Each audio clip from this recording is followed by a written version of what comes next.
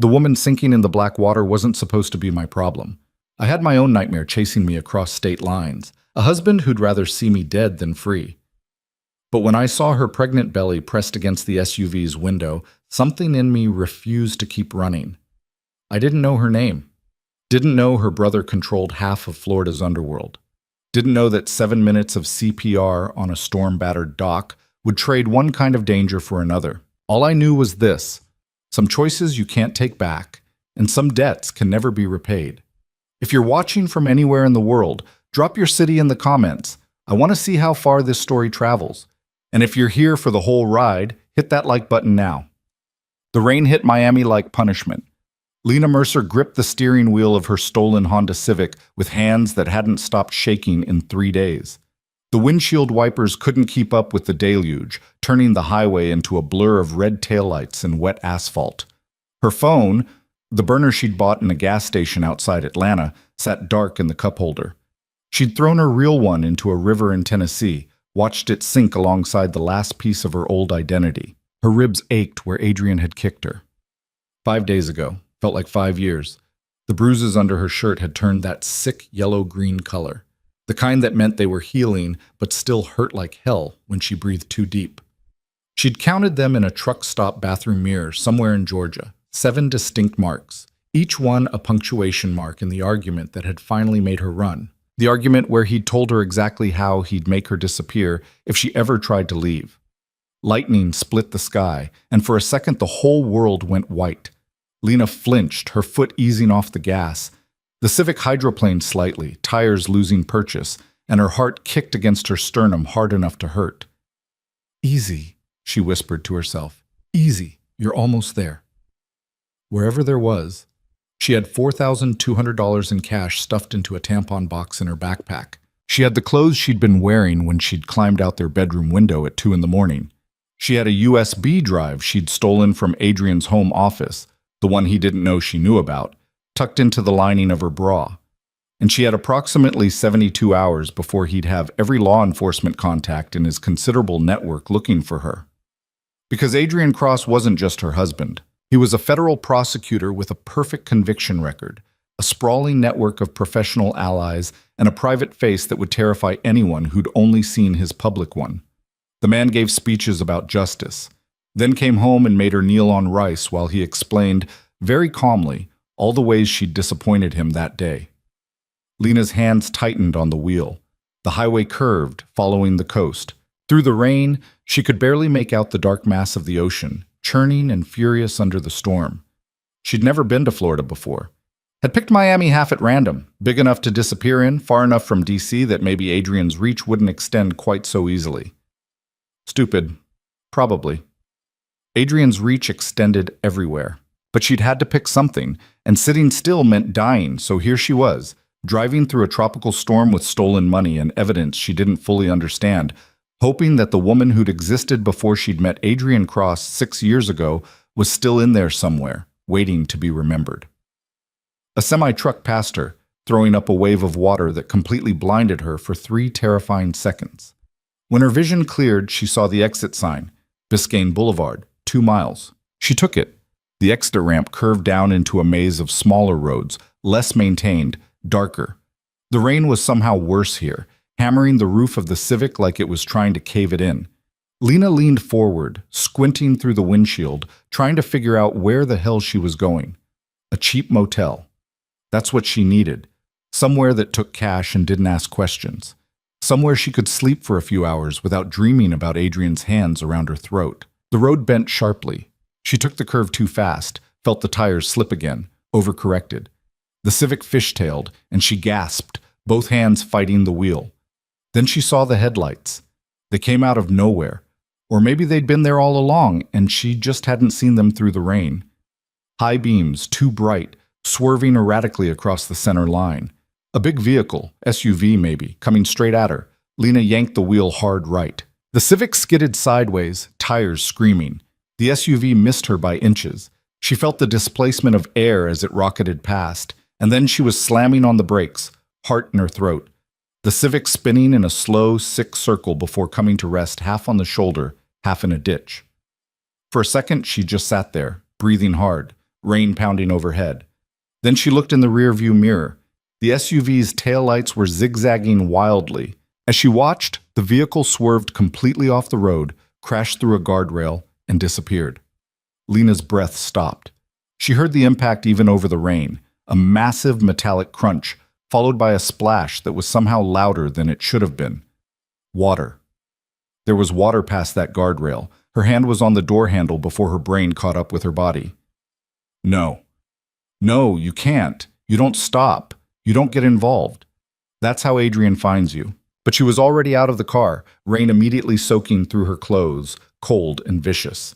She ran toward the broken guardrail, legs shaky, ribs screaming with every breath.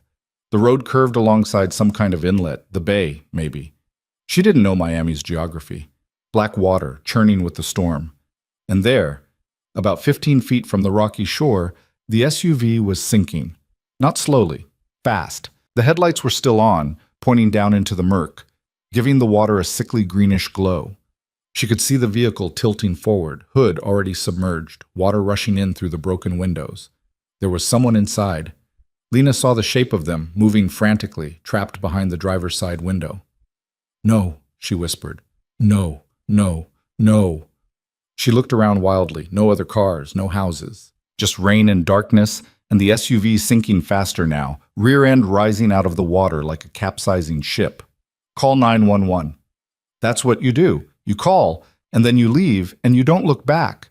But her phone was in the car, and the SUV was going under now, and whoever was in there had maybe 30 seconds before the whole thing went down, and Lena ran.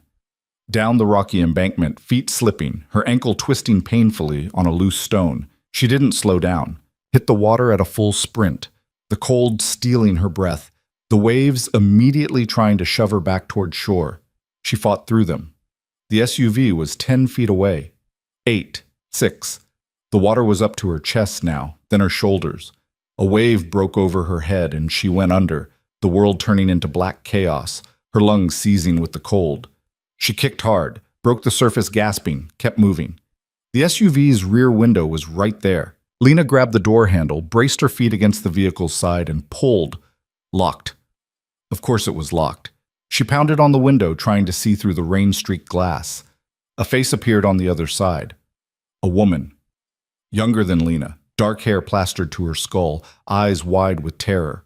Her mouth was moving, shouting something Lena couldn't hear, and below the waterline, just visible through the window, a pregnant belly.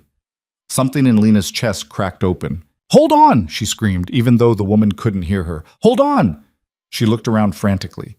The shore was too far to swim for a rock. The SUV was sinking faster now, the rear end tilting up at a 45-degree angle, maybe 15 seconds before it went completely under. Lena pulled off her jacket, wrapped it around her fist, and slammed it into the window as hard as she could. Nothing, not even a crack. Again, harder. The cold was making her clumsy, her movements slow and uncoordinated. Again. The window spiderwebbed. The woman inside was pounding too now, both of them hitting the same spot, and on the third combined impact the glass shattered inward. Water rushed into the SUV in a roaring torrent. Lena grabbed the door frame, pulled herself closer. The woman was thrashing, trying to get her seatbelt off, but her hands were shaking too badly. The water was up to her chin, then her mouth. Then she went under. Lena didn't think. She dragged herself through the broken window, felt glass tear into her forearm, didn't care. The inside of the SUV was a nightmare of churning water and floating debris. She found the woman's shoulder, traced it down to her chest, found the seatbelt buckle. It was jammed. No. Lena's lungs were starting to burn. She'd been under for maybe 20 seconds, had maybe 20 more. She pulled the woman up by her collar, got her face above the waterline for a second, just long enough for her to suck in one desperate breath, then dove back down to the seatbelt. She found the buckle again, pulled. Nothing. Pulled harder. Nothing. The SUV lurched. They were going down. Lena's vision was starting to gray at the edges. Her hands felt like they belonged to someone else. She found the seatbelt strap itself, got her fingers underneath it, and pulled with everything she had left. The strap tore. Not cleanly, it didn't snap, it sort of disintegrated, frayed beyond bearing, but it was enough. The woman came free, and Lena grabbed her around the chest and kicked off from the SUV's floor. They broke the surface together, both of them gasping and choking. The SUV was completely submerged now, just a dark shape sinking into deeper water, its headlights fading. "Swim!" Lena tried to yell, but it came out as a rasp. "You have to swim!" The woman wasn't moving. Her eyes were open but unfocused, her body limp in Lena's arms. Shit. Shit. The shore was impossibly far, the waves were massive, shoving them back and forth like toys. Lena got the woman's back against her chest, wrapped one arm around her torso under her arms, and started kicking. Every muscle in her body was screaming. The cold had moved past pain into something worse, a creeping numbness that made her movements slow and stupid. She couldn't feel her feet, couldn't feel her hands, just kept kicking, kept pulling the woman with her, kept her face above water even as the waves tried to drown them both. The shore didn't seem to be getting closer. "You're going to die here. You escaped Adrian, and you're going to die in Miami saving a stranger." But her legs kept kicking anyway. A wave broke over both of them. Lena went under, held tight to the woman even as the water tried to rip her away.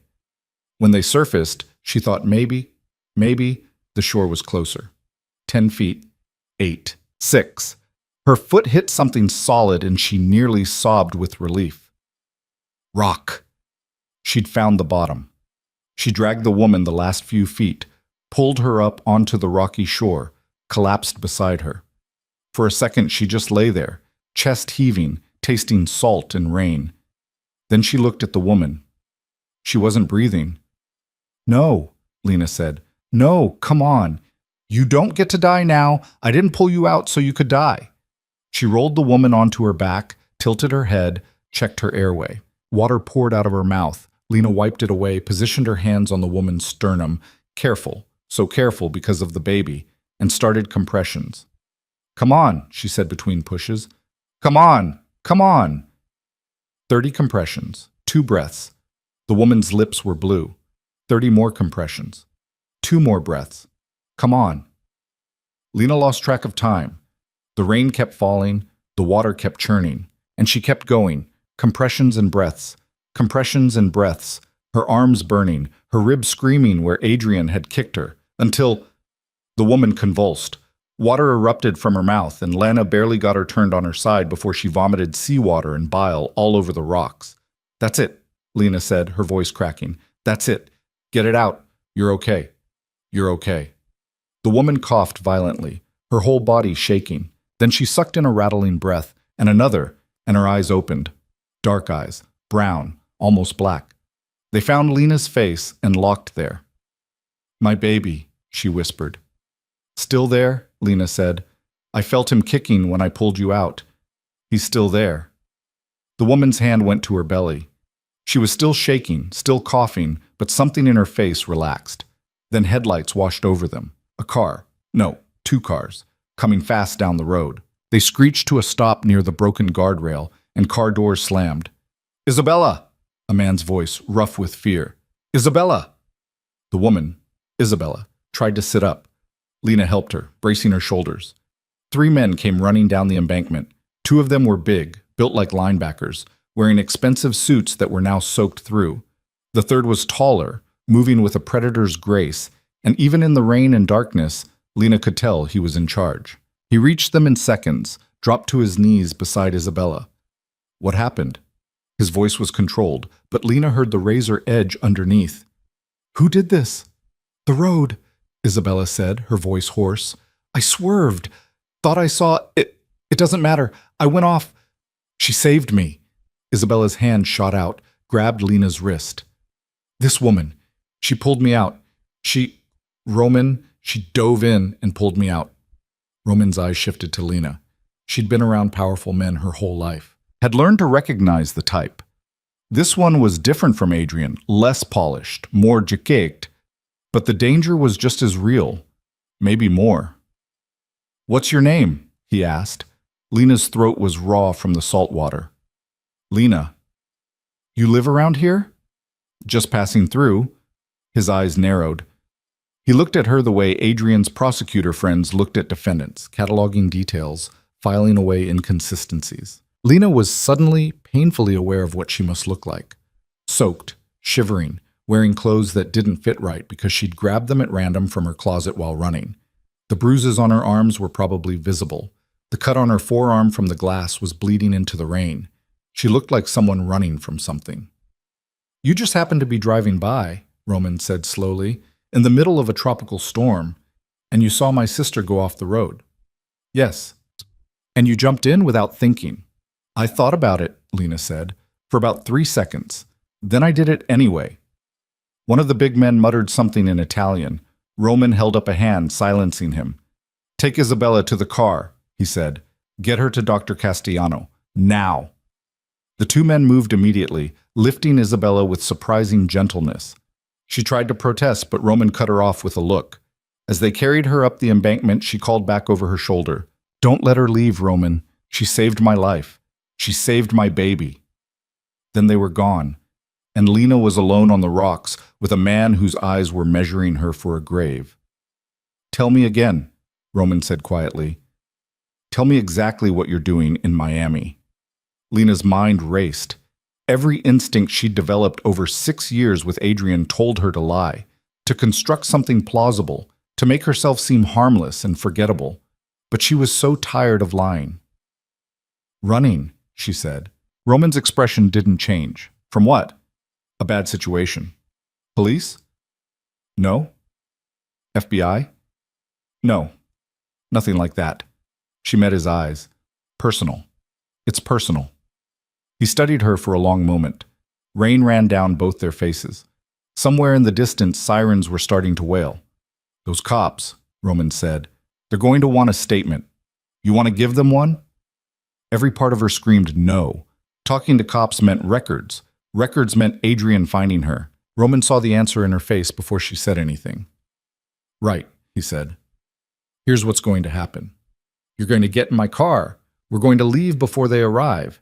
And you're going to come with me while I figure out if you're who you say you are, or if this whole thing was some kind of setup." "It wasn't a setup." "We'll see." He stood, held out a hand. Lena looked at it for a second. This was a threshold, and once she crossed it, there would be no going back. Then took it. His grip was firm. He pulled her to her feet easily, steadying her when she swayed. "Can you walk?" "Yes." "Then walk." They made it to the car, a black Mercedes that looked like it cost more than Lena had made in the last 3 years, just as the first police cruiser came around the bend. Roman opened the back door, and Lena slid in without arguing. He got in beside her, and the driver pulled out smoothly, heading in the opposite direction. No one stopped them. Lena leaned her head back against the leather seat and tried to process what had just happened. She'd saved a woman from drowning. The woman turned out to be someone important enough to have men in suits and expensive cars show up within minutes. And now she was being driven to an unknown location by a man who thought she might be part of some kind of conspiracy. This was not how you disappeared successfully. "Where are we going?" she asked. "Somewhere safe," Roman said, "for both of us. I'm not a threat to you. Everyone's a threat until they prove otherwise." Lena didn't have an answer for that. It was basically her philosophy on life, too. The car drove through neighborhoods that got progressively nicer. Big houses behind gates, manicured lawns, the kind of area where stolen Hondas and women in thrift store clothes didn't belong. They pulled up to a gate set into a high stone wall.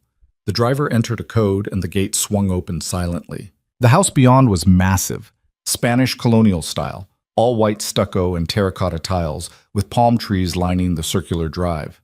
The car stopped at the front entrance. Roman got out, waited for Lena to do the same. "You're bleeding," he said, gesturing to her arm. Lena looked down. The cut from the glass had soaked through her sleeve, leaving a dark stain. "It's not bad. We have a doctor here for Isabella. He'll look at it." "I'm fine." It wasn't a request. He led her inside. The foyer was 2 stories tall, with a chandelier that probably cost more than Lena's entire life savings. Marble floors. Art on the walls that might have been real, might have been worth millions. The kind of place Adrian would have fit into perfectly. The thought made her stomach turn. A woman appeared from a side hallway, older, professionally dressed, with sharp eyes that took in Lena's appearance in one sweep. "Get her dry clothes," Roman said. "Then bring her to my study." The woman nodded and gestured for Lena to follow. They went upstairs, down a hallway lined with closed doors, into a bedroom that was bigger than Lena's entire apartment back in D.C. had been. "Shower's through there," the woman said, pointing. "I'll find something that fits. You're about Isabella's size, yes?" "I don't know. We'll make it work." The woman's expression softened slightly. "Isabella called while you were in the car. She wanted me to make sure you were taken care of. She said you saved her life." "I just did what anyone would have done." "No," the woman said quietly. "You didn't. Most people would have driven past, especially in this weather, especially running from something the way you clearly are." Lena's jaw tightened. "I'm not going to ask," the woman continued.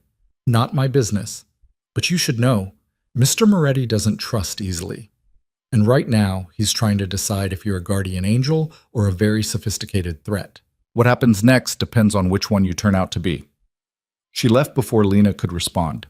Lena stood in the middle of the enormous bedroom, dripping water on expensive carpet, and felt the weight of the day crash down on her all at once.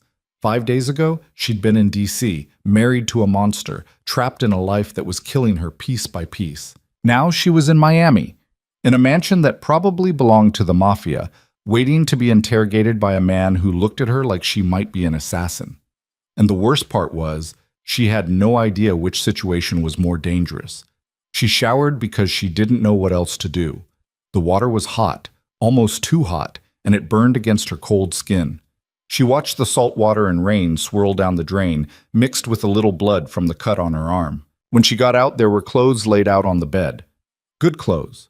Designer jeans that fit almost perfectly. A soft cashmere sweater, underwear still in the package. The woman had left medical supplies too, antibiotic ointment, gauze, tape. Lena dressed, bandaged her arm, looked at herself in the mirror. She looked like a different person, cleaner, less desperate, almost like someone who belonged in a house like this. Almost. There was a knock on the door. "Come in," Lena called. The woman from before entered. "Mr. Moretti is ready for you." Lena followed her back downstairs through the massive house to a room at the rear. The study was all dark wood and leather, with floor-to-ceiling bookshelves and a desk that looked like it had been carved from a single piece of mahogany. Roman was standing by the window, looking out at the rain-soaked grounds. He turned when Lena entered. "Sit," he said, gesturing to a chair. Lena sat. Roman studied her for a long moment. Then he moved to the desk, leaned against it, arms crossed. "My sister is 6 months pregnant," he said. "The baby is healthy. The doctor says she's going to be fine, thanks to you. Do you understand what that means?" "That I'm glad I was there." "It means you saved 2 lives that are very important to me. It also means I owe you a debt." His expression was unreadable. "And I don't like owing debts to people I don't know." "You don't owe me anything." "That's not how it works in my world." He pulled out his phone, set it on the desk. "I had my people run your plates. The Honda Civic is registered to someone named Lena Mercer. That you?" Her heart kicked. "Yes." Lena Mercer from Washington, D.C., married 6 years ago to Adrian Cross, federal prosecutor, currently employed at... He looked at the phone. Nowhere. No employment records for the last 4 years. "I was a housewife. In a $10 million house in Georgetown. Your husband makes just under $200,000 a year as a prosecutor. That math doesn't add up. His family has money. Old money. The Crosses have been in D.C. since before the Civil War." Roman's eyes were flat, unreadable. "And your husband is currently one of the most successful prosecutors in the country. 97% conviction rate. The kind of man who doesn't like to lose. Ever." Lena's hands were shaking. She pressed them against her thighs, tried to keep her voice steady. "What's your point?" "My point is that women don't usually run from successful prosecutors in the middle of the night unless they have a very good reason. So I'm asking you, Lena, what's your reason?" She could feel the weight of the USB drive against her chest, tucked into her bra.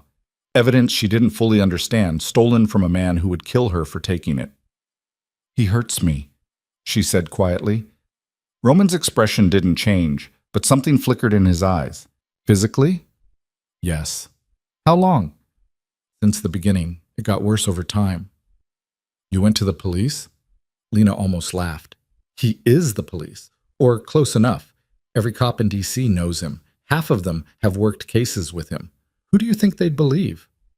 Roman was quiet for a moment.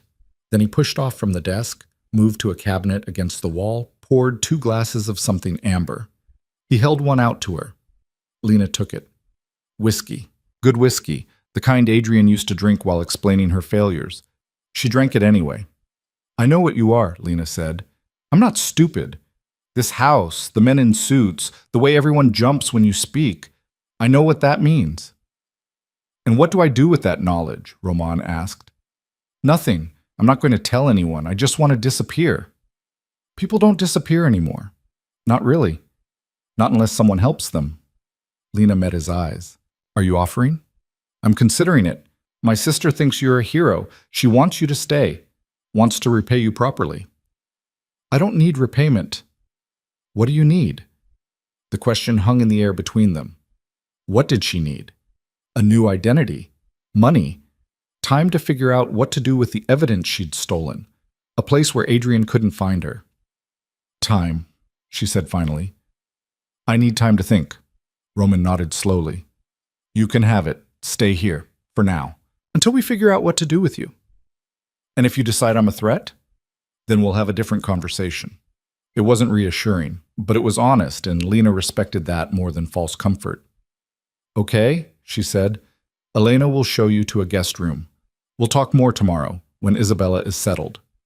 He moved toward the door, then stopped, looked back. The cut on your arm, he said. From the window? Yes. That took courage. Stupid, maybe, but courage. His expression was unreadable. I value courage, even when it comes from people I don't trust yet. Then he was gone, and Lena was alone in the study with an empty glass and the sound of rain against the windows. She should run, she knew that. Should grab the clothes on her back and walk out the front door and disappear into Miami before Roman Moretti decided she was more trouble than she was worth. But she was so tired, tired of running, tired of fear, tired of living like a ghost in her own life. And part of her, the part that had jumped into black water to save a stranger, wanted to believe that maybe, just maybe, she'd stumbled into something better than what she'd left behind. Even if it was just as dangerous. Elena led her upstairs again, this time to a different wing of the house. The guest room was smaller than Isabella's room, but still more luxurious than anywhere Lena had ever stayed. The bed looked like something from a hotel magazine, and the windows overlooked gardens that probably looked beautiful when they weren't being destroyed by tropical rain. Breakfast is at 7, Elena said from the doorway. But if you need anything before then, there's a phone on the nightstand. Dial 0. Thank you. Elena hesitated, then spoke again. Isabella's room is down the hall, 3rd door on the left. The doctor gave her something to help her sleep, but she asked me to tell you where she was. In case you needed anything. The kindness in her voice made Lena's throat tight. I won't bother her. She wouldn't see it as bothering. Elena's expression softened. You gave her back her life tonight, her baby's life. That's not a small thing in this house. After Elena left, Lena sat on the edge of the bed and tried to organize her thoughts. She'd been running on adrenaline for so long that now, in the quiet, everything was catching up to her. Her body ached everywhere. The cut on her arm throbbed despite the bandage. Her ribs felt like someone was driving nails into them every time she took a deep breath. But she was alive. And for the first time in 5 days, she wasn't sleeping in her car or a truck stop bathroom. She pulled the USB drive from her bra, turned it over in her hands. She'd grabbed it from Adrian's office on impulse, hadn't even looked at what was on it. Just knew that he kept it locked in a drawer he thought she didn't know about, and that he checked it obsessively, like it contained something he couldn't afford to lose. Insurance, maybe. Or leverage. Adrian collected both the way other people collected stamps. She should look at it, should know what she was carrying, but exhaustion was pulling at her like an undertow, and the thought of facing whatever secrets Adrian had been keeping made her want to throw the drive out the window and pretend she'd never taken it. Tomorrow, she told herself. Tomorrow, she'd figure it out. She hid the drive in the lining of her backpack, took 2 ibuprofen from the medical supplies Elena had left, and crawled into bed fully dressed. Sleep came faster than she expected, pulling her down into darkness where Adrian's voice couldn't follow. She woke to sunlight streaming through unfamiliar windows and the smell of coffee. For a second, she didn't remember where she was. Then it all came back. The storm, the drowning woman, Roman's flat stare across the study. She sat up slowly, her entire body protesting. The clock on the nightstand said 9:47 a.m. She'd slept for almost 10 hours. There were clothes laid out on the chair by the window, more of Isabella's probably. Jeans, a soft white t-shirt, a cardigan. Lena showered again, slower this time, letting the hot water work at the knots in her shoulders. The bruises on her ribs had darkened overnight, and the cut on her arm looked angry and red around the edges despite the antibiotic ointment. She dressed, ran her fingers through her wet hair, and ventured out into the hallway. The house was quieter during the day. She could hear voices somewhere below, the clink of dishes, classical music playing softly from hidden speakers. She followed the sounds down the main staircase, through the foyer, into what turned out to be a massive kitchen. Isabella was sitting at the island, wearing silk pajamas and eating what looked like oatmeal. She looked better than she had any right to, color in her cheeks, her hair pulled back in a loose braid, but there were shadows under her eyes that said she hadn't slept as well as Lena had. She looked up when Lena entered, and her face split into a genuine smile. "You're awake. I was starting to worry you'd sleep all day." "I'm sorry, I didn't mean to eat." "Don't apologize. Elena said you looked half dead when you went to bed." Isabella gestured to the stool beside her. "Sit. Coffee?" "Please." A woman Lena hadn't seen before, not Elena, younger, maybe 30, poured coffee into a mug and set it in front of her along with cream and sugar. Lena took it black, felt the caffeine hit her system like a benediction. "How are you feeling?" she asked Isabella. "Like I drowned and came back to life, which I guess I did." Isabella's hand went to her belly in a gesture that looked automatic. "The baby's fine. Dr. Castellano did an ultrasound last night. Heart rate is perfect. No distress." "That's good. That's a miracle." Isabella's voice went quiet. "If you hadn't been there..." "But I was." "Why?" Isabella leaned forward, her dark eyes searching Lena's face. "Roman told me you're running from something, that you could have just kept driving, so why didn't you?" Lena wrapped both hands around the coffee mug, felt the warmth seep into her palms. "I don't know. I saw the car go in and I just moved. Didn't think about it." "Most people would have thought about it, would have called 911 and waited. I'm not most people." "No," Isabella said softly. "You're not." They sat in silence for a moment. Then Isabella pushed a plate toward her. Toast, eggs, fruit that looked like it had been arranged by someone who actually cared about presentation. "Eat," Isabella said. "You look like you haven't had a real meal in days." She wasn't wrong. Lena had been living on gas station food and vending machine coffee since she'd left D.C. She ate slowly, trying not to look as desperate as she felt. "Roman wants to talk to you later," Isabella said. "He's on the phone with his lawyers right now. Something about the accident, making sure there's no investigation that leads back here." "Will there be?" "No. Roman's good at making problems disappear." Isabella's expression was matter-of-fact, like she was discussing the weather. "But he's cautious, especially when it comes to me. You're his sister. I'm his only family. Our parents died when I was 16. Car accident, ironically. Roman was 24, barely starting to build what he has now. He could have sent me away to boarding school, let someone else raise me. But he didn't. He kept me close, made sure I had everything I needed." She smiled slightly. "Sometimes I think he forgets I'm not 16 anymore. He seems protective." "That's a nice way of putting it." Isabella took a sip of her tea. "He's also suspicious. Of everyone. You should know that. He's trying to figure out if you're a threat." "I'm not." "I know that. But he doesn't. Not yet." Isabella's voice went softer. "Tell me about him. Your husband. The one you're running from." Lena's hands tightened on the mug. "What did Roman tell you?" "Just that you're married to a federal prosecutor who hurt you, that you left in the middle of the night." Isabella paused. "I know what it looks like when someone's been hit. I've seen it before. On other women. She stopped, seemed to reconsider. "I know the signs." Lena looked down at her hands. The bruises on her wrists had faded to yellow, but they were still visible if you knew what to look for. "His name is Adrian," she said quietly. "Adrian Cross. We met 6 years ago. He was charming, successful, said all the right things. I thought I was lucky." When did it start? 3 months after the wedding, I burned dinner. He grabbed my wrist, squeezed until I thought he'd break it, told me I was an embarrassment. The words felt like glass in her throat. Then he apologized, bought me flowers, said he'd been stressed, that it would never happen again. But it did. It got worse. He had rules about how I dressed, who I talked to, where I went. If I broke them, he'd... She stopped, swallowed hard. He was always careful, never hit me where anyone could see, never left marks that lasted more than a few days. Isabella's jaw was tight. Did you tell anyone? Who would I tell? His friends are prosecutors, judges, FBI agents. My parents are dead. I don't have siblings. The few friends I had before the marriage, he made sure they stopped calling. Lena's voice was flat now, emotionless. I was alone. Completely alone.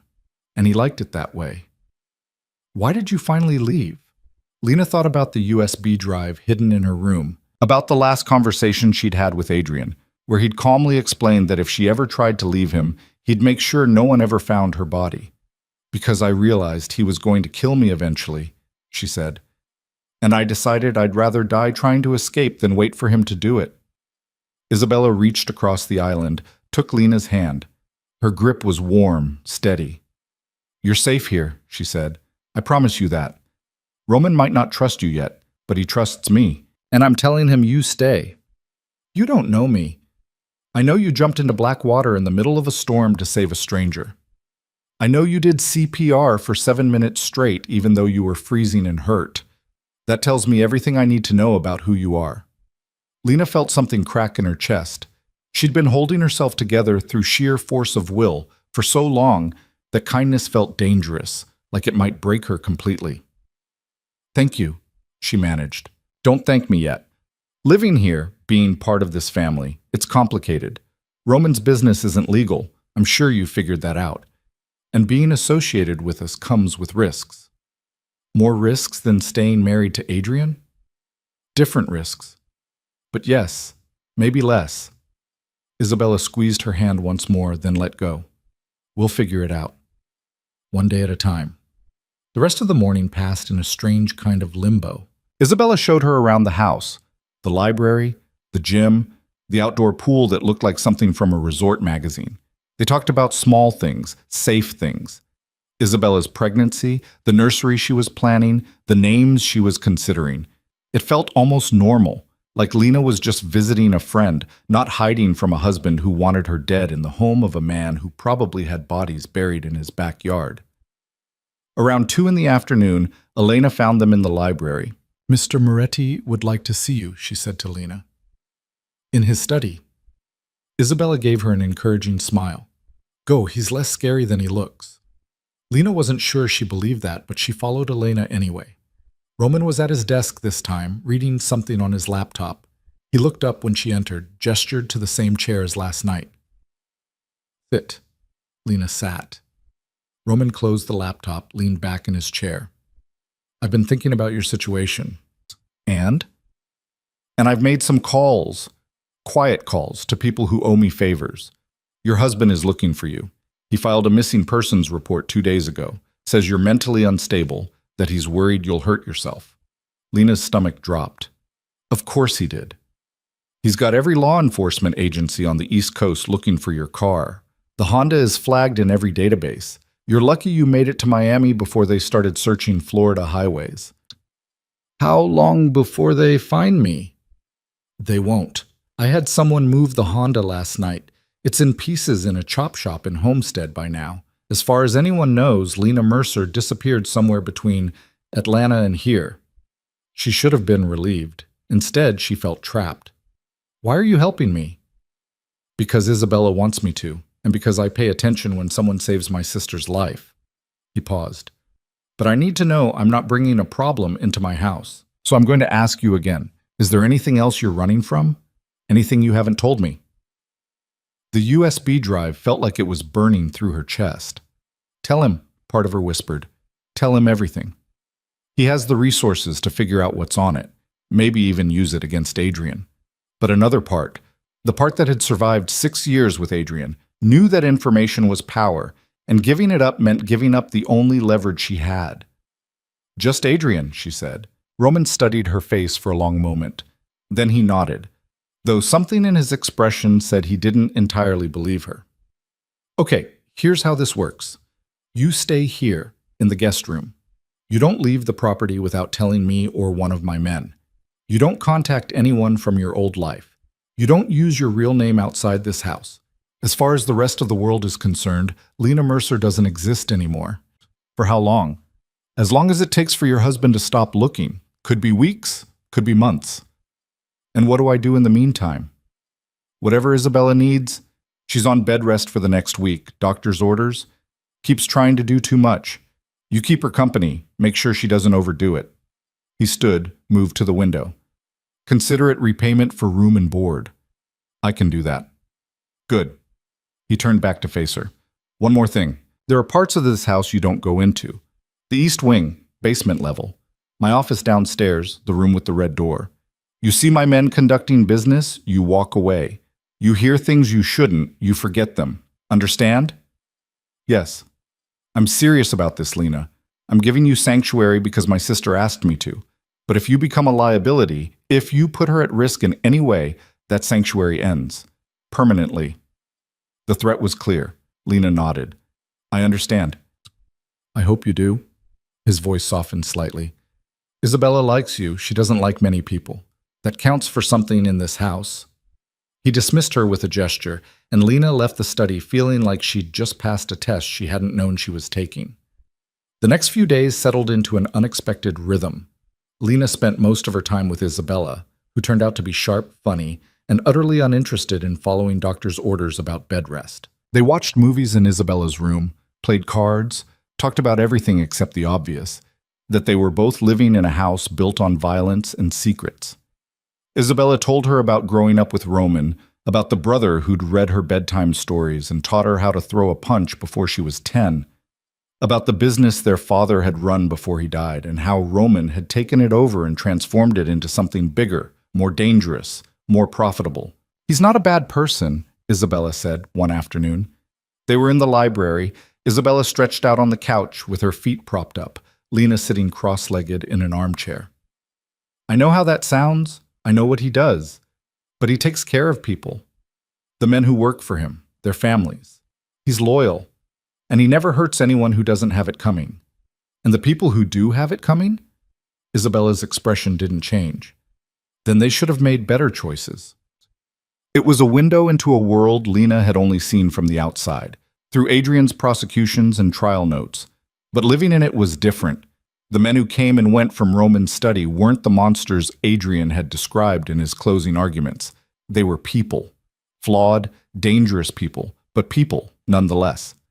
Some of them even nodded to her in the hallways. A week passed, then 2. The cut on Lena's arm healed into a thin pink line. The bruises faded completely. She started sleeping through the night without dreaming about Adrian's hands around her throat. And slowly, carefully, she started to feel almost safe. She should have known it wouldn't last. She was in the kitchen one morning making coffee when one of Roman's men, a guy named Marcus who usually stood outside Roman's study, came in looking grim. "Boss wants to see you, Bet," he said to Lena. "Now." Isabella looked up from her breakfast, frowning. "What's wrong?" "Don't know, but he's pissed." Lena's stomach knotted. She followed Marcus through the house, her mind racing through possibilities. Had Adrian found her? Had someone talked? Had Roman changed his mind about giving her sanctuary? Roman was in his study, standing behind his desk with his phone in his hand and an expression that could have cut glass. "Close the door," he said. Marcus did, then left. Lena was alone with Roman and whatever had put that look on his face.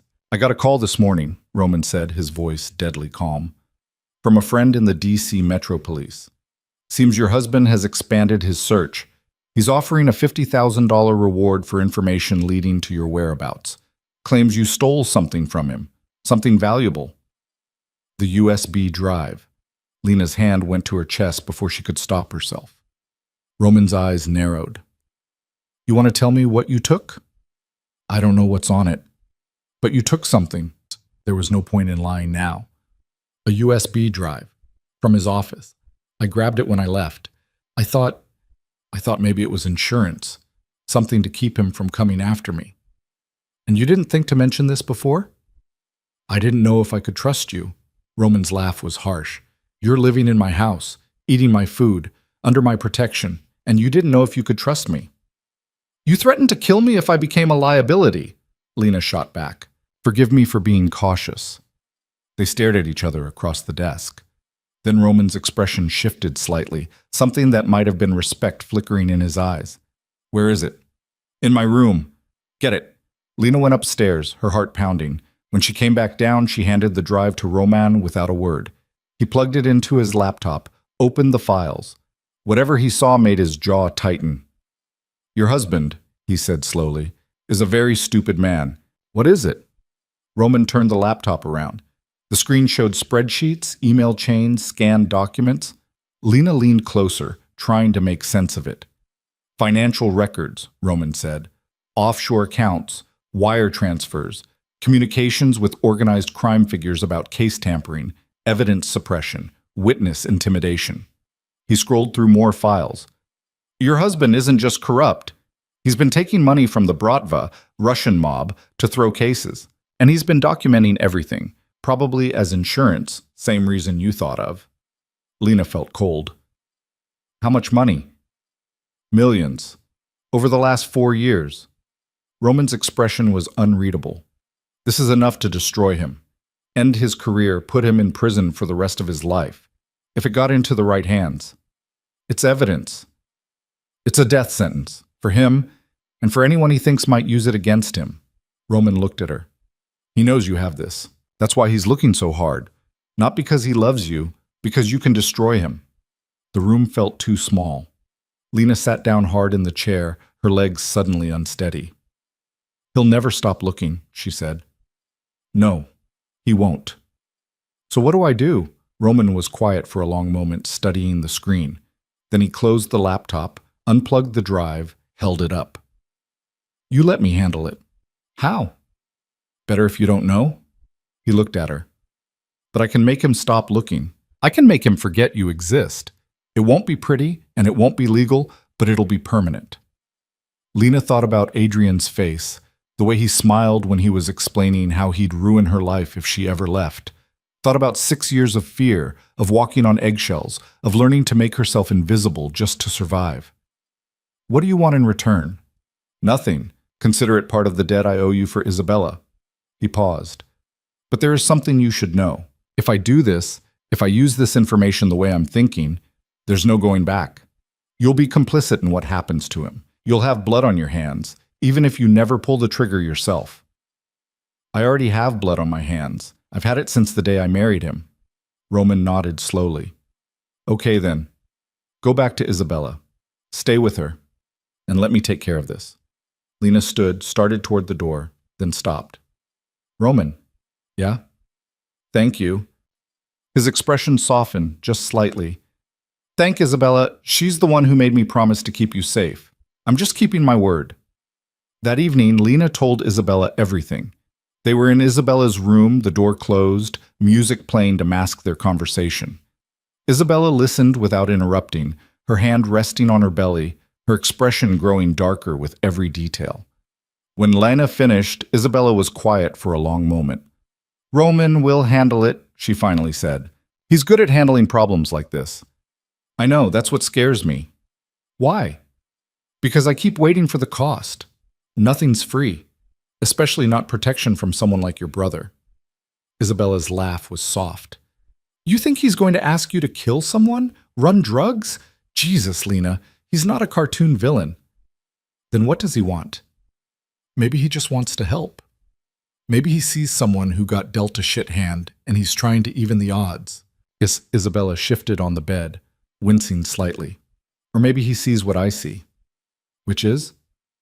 Someone strong enough to survive 6 years with a monster. Someone brave enough to jump into a bay to save a stranger.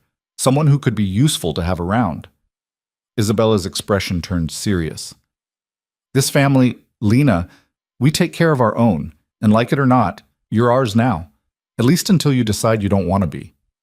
Lena felt that crack in her chest again, wider this time. I don't know how to be part of a family, she said quietly. Adrian made sure I forgot. Then you'll learn. We've got time. Isabella smiled. Besides, I need someone around who isn't terrified of Roman. It gets boring being the only person who'll tell him when he's being an ass. Despite everything, Lena laughed.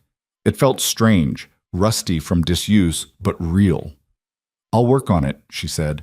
That night, lying in the guest room that was starting to feel less like a cell and more like a refuge, Lena thought about the choice she'd made. Giving the drive to Roman meant trusting him with her life in a way she'd never trusted anyone. It meant accepting that her future was now tied to his family, for better or worse. It should have terrified her. Instead, for the first time since she'd climbed out that bedroom window in D.C., she felt something that might have been hope. 3 weeks after Lena handed over the USB drive, Roman called her into his study again. This time Isabella came too, moving slowly, one hand pressed against her lower back. She was 7 months along now, her belly prominent enough that she'd stopped trying to hide it under oversized shirts. Sit, Roman said, but his tone was different than before. Less interrogation, more briefing. They sat. Lena's hands were clenched in her lap, her heart doing that thing where it beat too fast and too hard at the same time. Your husband made a mistake, Roman said without preamble. A big one. He tried to use his connections to track you through credit card activity, phone records, the usual channels. But he also reached out to some people he shouldn't have. What people? Lena asked. Bratva contacts. Russians he's been working with. Asked them to put word out in their networks, see if anyone had seen you. Roman's expression was grim. That was stupid, because now they know he's desperate, and desperate men make poor partners. What does that mean for me? It means I had a conversation with Dmitry Volkov. He runs the Bratva operations in the southeast, showed him what was on that drive. He was very interested to learn that his favorite federal prosecutor has been keeping detailed records of their business arrangements. Lena's stomach dropped. You gave them the files? Copies. I kept the originals. Insurance for both of us. Roman leaned back in his chair. Volkov is now having his own conversation with your husband, explaining that his services are no longer needed and that any further attempts to find you will be taken as a hostile act against their organization. Will Adrian listen? He'll listen, because the alternative is ending up in the Potomac with a bullet in his head. Roman's voice was matter-of-fact. Volkov doesn't make threats he doesn't keep. Isabella reached over, took Lena's hand. It's over. Adrian can't come after you anymore. Not without starting a war he can't win. Lena wanted to believe it, wanted to feel relief, safety, freedom. Instead, she felt numb, like her body hadn't caught up with the information her brain was processing. What about the evidence? She asked. The corruption? The case tampering? Doesn't someone need to do something about it? Roman finished. Eventually, but not yet. Right now, that evidence is more useful as leverage. Keeps Adrian in line, keeps Volkov cooperative. Everyone wins. Except the people Adrian put in prison on false charges. Roman's eyes were steady on hers. You want me to send those files to the FBI? To Internal Affairs? I can do that. But understand what happens next. Adrian goes down, takes a lot of people with him. Some of them are dirty, like him. Some of them aren't. Either way, there's an investigation, federal. They'll want to know where the evidence came from. They'll want to talk to you. I can handle that. Can you? Because once you step into that spotlight, you're exposed. Every news outlet in the country will know your name, your face, your story. Adrian's defense team will destroy you on the stand. They'll paint you as a scorned wife, a liar, mentally unstable. And even if you survive that, even if he goes to prison, you'll spend the rest of your life looking over your shoulder wondering if one of his friends decided to settle the score. The truth of it hit her like cold water. She'd been so focused on escaping Adrian that she hadn't thought about what came after. About the cost of justice versus the cost of survival. So I just let him get away with it. For now, Isabella said quietly. You let him think he got away with it. But Roman still has the evidence. And when the time is right, when you're stronger and further away from all of this, then you decide what to do with it. Lena looked at both of them. Brother and sister, bound by something deeper than blood. They understood survival in ways she was only beginning to learn. "Okay," she said. "Okay," Roman nodded. "Good. Now there's something else. You can't keep hiding in this house forever. You need an identity, a real one. I have someone who can make that happen. New name, new papers, the works. It'll take a few weeks, but when it's done, Lena Mercer is gone for good." "Who do I become?" "That's up to you. Pick a name. Something you can remember, something that feels right. Think about it. Let me know." After they left Roman's study, Isabella insisted on showing Lena the nursery. It was on the second floor, painted a soft yellow, with a crib that looked like it cost more than Lena's car had. Isabella moved around the room slowly, touching things, rearranging stuffed animals that didn't need rearranging. "I'm scared," she said suddenly. Lena looked up from the bookshelf she'd been examining. "Of what?" "Being a mother, doing it wrong, turning into—" She stopped, her jaw tight. "Turning into what?" Isabella sat down in the rocking chair by the window, one hand on her belly. "Our mother wasn't a good person. She was cold, distant. When she drank, which was often, she got mean. Roman protected me from most of it, but I still remember. I remember feeling like I was never good enough, never what she wanted." "You're not her," Lena said. "How do you know?" "Because you're already worried about it. Bad parents don't worry. They just hurt their kids and tell themselves they deserve it." Lena came over, knelt beside the chair. "You're going to be a good mom, I can tell. You barely know me. Yeah, I know you fought to stay conscious after you nearly drowned because you were worried about your baby. I know you convinced your terrifying older brother to take in a complete stranger. I know you sit in here every day talking to someone who can't even hear you yet, telling him about the world he's going to be born into." Lena smiled slightly. "Trust me, you're going to be fine." Isabella's eyes were wet. "Thank you." "For what?" "For being here. For not treating me like I'm fragile." "Everyone else does. Even Roman. They see the belly and they stop seeing me." "I see you," Lena said, "and you're the strongest person I've met in a long time." They sat in the nursery for a while longer, talking about small things.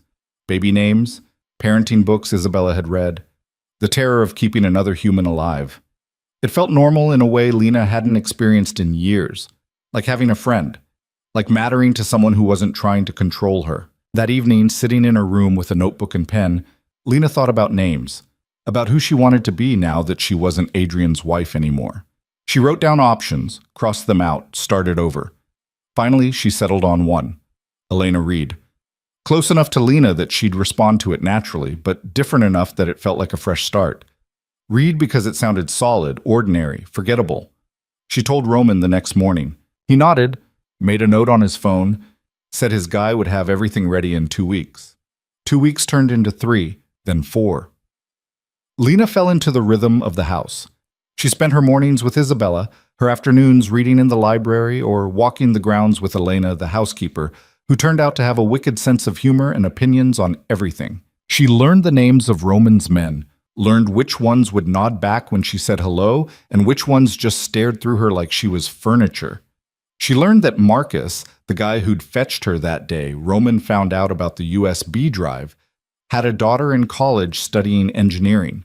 That Carlo, who stood outside the East Wing and never smiled, sent half his paycheck to his mother in Sicily every month. That Vincent, the driver, had worked for Roman's father before Roman took over, and was loyal in the way only old family retainers could be. These were dangerous men. She knew that. But they were also just men. Complicated. Human. Not so different from anyone else trying to make a living and take care of their families. Isabella went into false labor one night, and the whole house erupted into controlled chaos. Roman practically carried her to the car, his face pale under his tan, while Dr. Castellano talked him down over the phone. Lena rode with them to the hospital, held Isabella's hand while they ran tests, told her stupid stories to keep her distracted until the doctor confirmed it was just Braxton Hicks contractions and sent them home. "You're good at this," Isabella said in the car on the way back. She was exhausted, leaning against Lena's shoulder. "The calm thing. You don't panic." "I learned how to stay calm during bad situations," Lena said quietly. "It was a survival skill. Well, I'm grateful for it.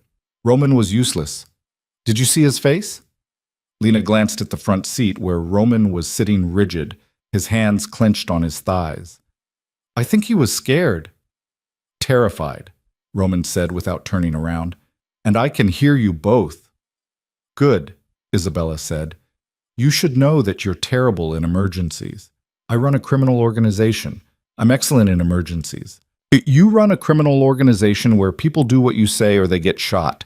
Very different from a pregnant woman having contractions. Despite everything, Lena smiled. This was what family sounded like. Bickering and love wrapped up together so tightly you couldn't separate them. The new identity papers arrived on a Tuesday. Roman called Lena into his study, handed her a manila envelope. Inside was everything: driver's license, birth certificate, social security card, even a passport. All with her new name. Elena Reed, born in Portland, Oregon. 28 years old, no criminal record, no marriage license, no connection to Adrian Cross whatsoever. It's clean, Roman said. My guy is the best. These will hold up to any background check short of federal law enforcement. Lena stared at the license, at the photo they'd taken of her last week. She looked different than she had in her old pictures. Healthier, less afraid, like someone who might actually have a future. Thank you, she said. Don't thank me yet. Having papers doesn't mean you're free. It just means you can start building a new life. The rest is up to you. What if I want to stay here? Keep helping with Isabella? Roman was quiet for a moment. Is that what you want? To be a housekeeper? A nanny? I want to be useful. I want to matter to someone. You matter to Isabella. She's made that clear. He paused. And you've been good for her. She's less stressed with you around, laughs more. So if you want to stay, you stay. But understand what that means. You'll be part of this household, part of this family, which means you follow the rules, you keep your mouth shut about what you see, and you accept that the life you're building is tied to mine. I understand. I hope so. Because if you betray this family, there won't be a warning. There won't be a second chance. You'll just disappear and no one will ever find you. He said it calmly, the same way he'd talk about the weather. And Lena believed him completely. I won't betray you, she said. Good. Then welcome to the family, Elena Reed. The name sounded strange in her own ears, but also right, like putting on clothes that actually fit after years of wearing someone else's. 3 days later, everything went to hell. It started with a phone call. Roman got it during dinner, Isabella, Lena, and him eating together in the dining room like they'd started doing most nights. He looked at the screen, his expression darkening. I need to take this, he said, and left the room. He didn't come back. After 20 minutes, Isabella started to worry. Something's wrong. He wouldn't just leave like that. Lena was inclined to agree. She'd seen Roman handle business calls before. They lasted 5 minutes, maybe 10. Never this long. They were debating whether to check on him when Marcus appeared in the doorway, his face grim.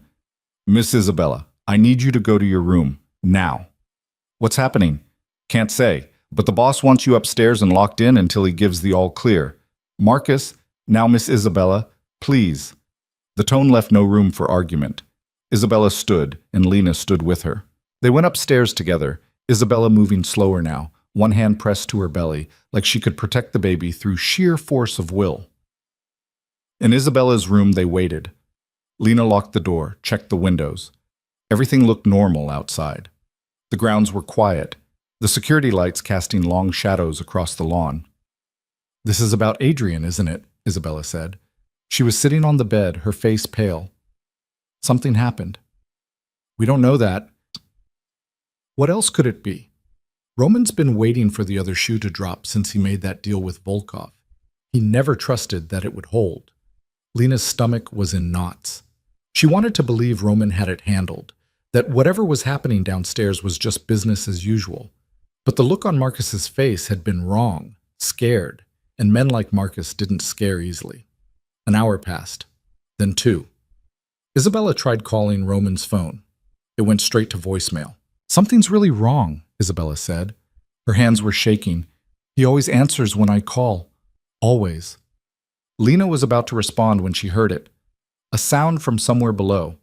Not quite a shout, Not quite a crash, just wrong. Then footsteps in the hallway. Fast, heavy. Someone tried the door handle. When it didn't open, they knocked hard. "Miss Isabella, it's Carlo. I need you to open up." Isabella moved toward the door, but Lena grabbed her arm. "Don't," she whispered. "Something's off." "It's Carlo. He's been with us for years. Then why isn't he using the key? All of Roman's men have keys to every room in this house. Why is he asking you to open it?" Isabella froze. The knocking came again, harder this time. "Miss Isabella, please, the boss is asking for you." "Where is he?" Isabella called through the door. A pause. Too long. "Downstairs. In his study.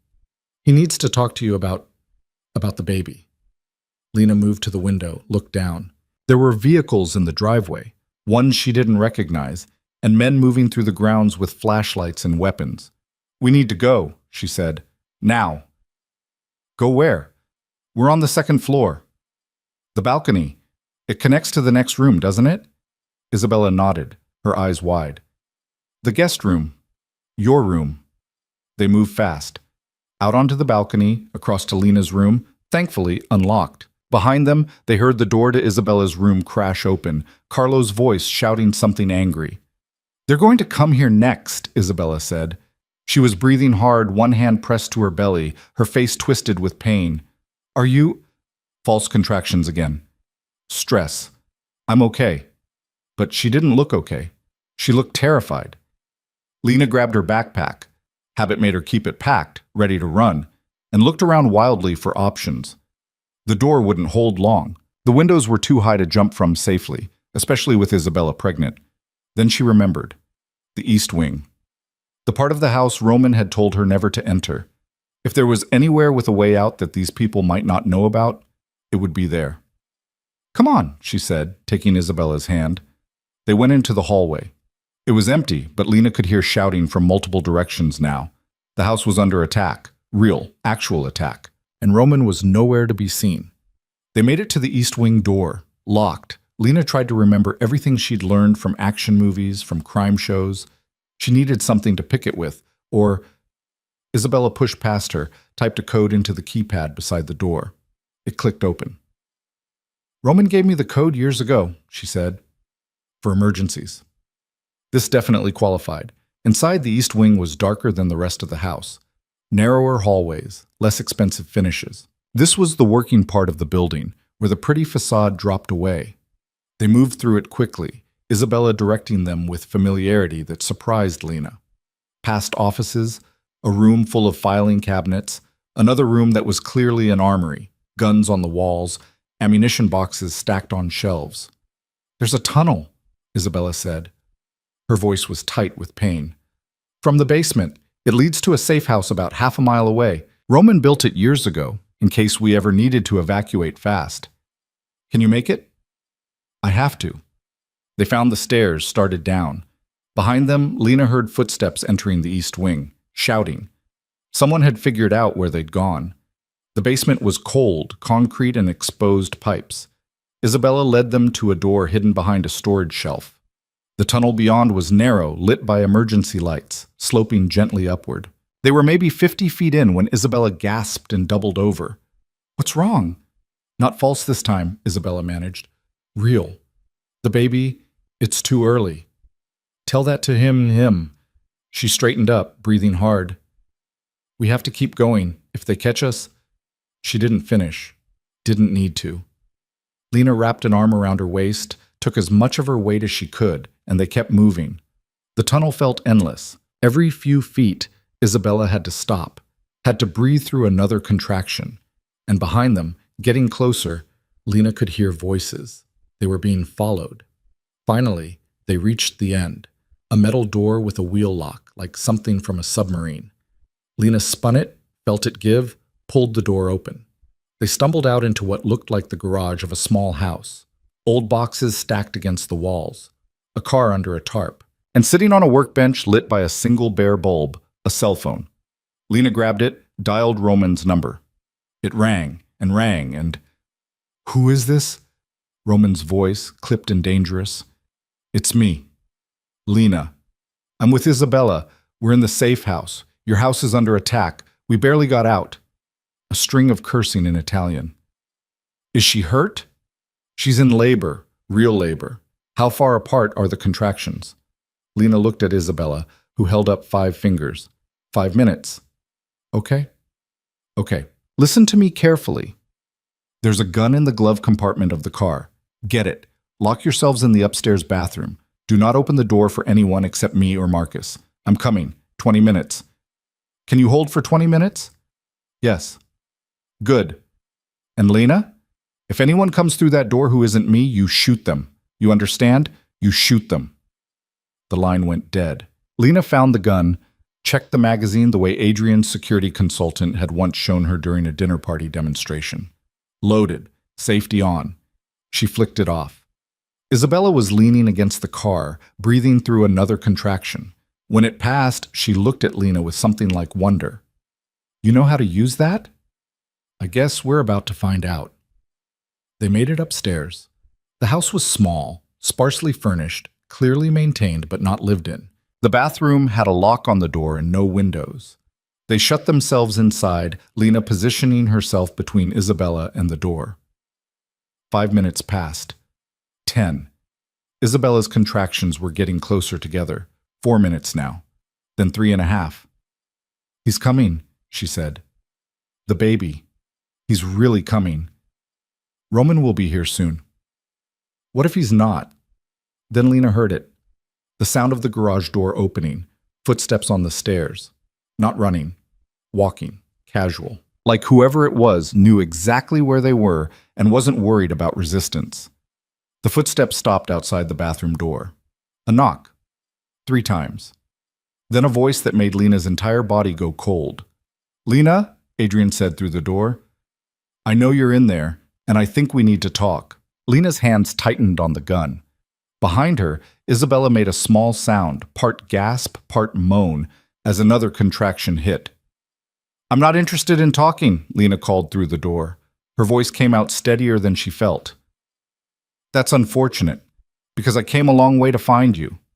Adrian's tone was conversational, almost pleasant, the same voice he used with juries. "And I brought friends. You remember Dmitry Volkov, don't you?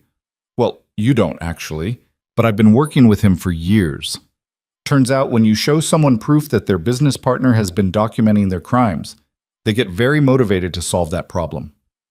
Lena's stomach dropped. "Roman warned him, showed him the files." "Yes, he did. And Dmitry was furious enough to make a deal with me instead. I help him eliminate the Moretti problem. He helps me recover my stolen property and my runaway wife." A pause. "It's really quite elegant when you think about it. You teamed up with the same people who were supposed to keep you away from me." "I'm a prosecutor, Lena. I make deals. It's what I do." His voice hardened slightly. "Now open the door. We can do this the easy way, or we can do it the hard way. But either way, you're coming out." Isabella grabbed Lena's arm, whispered urgently, "Roman's coming. We just need to stall." Lena nodded. "What happened to Roman?" she called out. "Roman Moretti is currently having a very bad night. My new associates are dealing with him as we speak, along with anyone foolish enough to stand with him." Adrian sounded pleased with himself. "By morning, the Moretti organization will be history, and you and I will be on a plane back to D.C., where you'll face charges for theft, fraud, and whatever else I decide to add. I'll tell them everything, about the corruption, the bribes, the cases you threw." Adrian laughed. It was a sound Lena knew too well, the laugh that meant he'd already won and was just waiting for her to figure it out. "Who's going to believe you, a woman with a documented history of mental instability, married to a federal prosecutor with an impeccable reputation? You'll sound insane. And if by some miracle someone does investigate, well..." His voice dropped lower. "There won't be any evidence left. The USB drive will disappear, along with anyone who might corroborate your story." Behind the door, Lena heard other voices now, men talking in Russian, footsteps moving through the house. "I'm going to count to 10, Adrian said. "Then my friends are going to come through that door whether you like it or not. And trust me, they won't be gentle. So I suggest you make this easy on yourself." Isabella was breathing hard, sweat beading on her forehead. "I can't. Lena, the baby. I know. Lena's mind was racing. The gun had maybe 12 rounds. There were at least 3 men out there, probably more. Roman was 20 minutes away. They needed more time. 1, Adrian counted. Lena looked around the bathroom. Small window above the toilet, too high and too small for Isabella to fit through. Tile floor, porcelain fixtures, nothing useful. 2. There's a drain, Isabella gasped, in the floor, for overflow. Leads to the main sewer line. Roman showed me once, said if we ever got trapped in here. 3. Lena found it, half hidden under the bath mat. A circular grate maybe 8 inches across. Definitely not big enough for a person, but 4. She pulled out her phone, the one Roman had given her, set it to record, stuffed it halfway down the drain, wedged it in place with the bath mat. 5. The USB drive, Isabella whispered. Do you still have it? Lena shook her head. Roman has it, the original, but She stopped, thinking fast. She'd made a copy. Days ago, paranoid habit left over from living with Adrian. Burned it to a disk and hidden it in her room. A room that was currently in a house under attack. 6. Isabella, listen to me. If something happens to me, nothing's going to happen to you. If something happens, you tell Roman where I hid that disk. Behind the loose baseboard in my closet. He needs to know. 7. Lena, promise me. 8. I promise, Isabella said, tears streaming down her face. 9. Lena checked the gun one more time. 12 rounds. She was a decent shot. Adrian had made her learn, said a prosecutor's wife, needed to know how to defend herself. The irony wasn't lost on her. 10. The door exploded inward. Not from a key or even from being kicked. They'd used something heavy, maybe a battering ram. It slammed open, and 2 men rushed in, big men with guns raised and expressions that said they'd done this 1,000 times before. Lena fired. The recoil shocked through her arms. The first man went down, blood spreading across his chest. The second one got a shot off. The bullet went wide, punched through the wall beside Isabella's head, and then Lena fired again. He dropped. For a second, there was just ringing silence and the smell of gunpowder. Then Adrian stepped into the doorway. He had a gun too, pointed right at Lena. Behind him, 2 more men, weapons ready. That was stupid, Adrian said calmly. Those were Dimitri's men. He's not going to be happy you killed them. Good, Lena said. The gun in her hands was shaking now, adrenaline crashing through her system. I hope he's furious. Adrian's eyes flicked to Isabella, taking in her pale face and the obvious signs of labor. You're having the baby. How inconvenient. Leave her alone, Lena said. This is between you and me. True. But she's leverage. The Moretti baby. I imagine Roman would do quite a lot to keep his nephew safe. Adrian smiled. Put the gun down, Lena. No. I'll shoot her, right now, in front of you. Is that what you want? Lena's hands were shaking so hard she could barely hold the gun steady. Behind her, Isabella was gasping through another contraction, and Adrian stood there with that same calm expression, the one he wore when he was explaining why she'd earned whatever punishment he had planned. She'd run so far, changed her name, her life, everything, and here he was anyway, proving that some nightmares you couldn't escape, unless you stopped running. Okay, Lena said. She lowered the gun. Not all the way down, but enough that it wasn't pointed at Adrian anymore.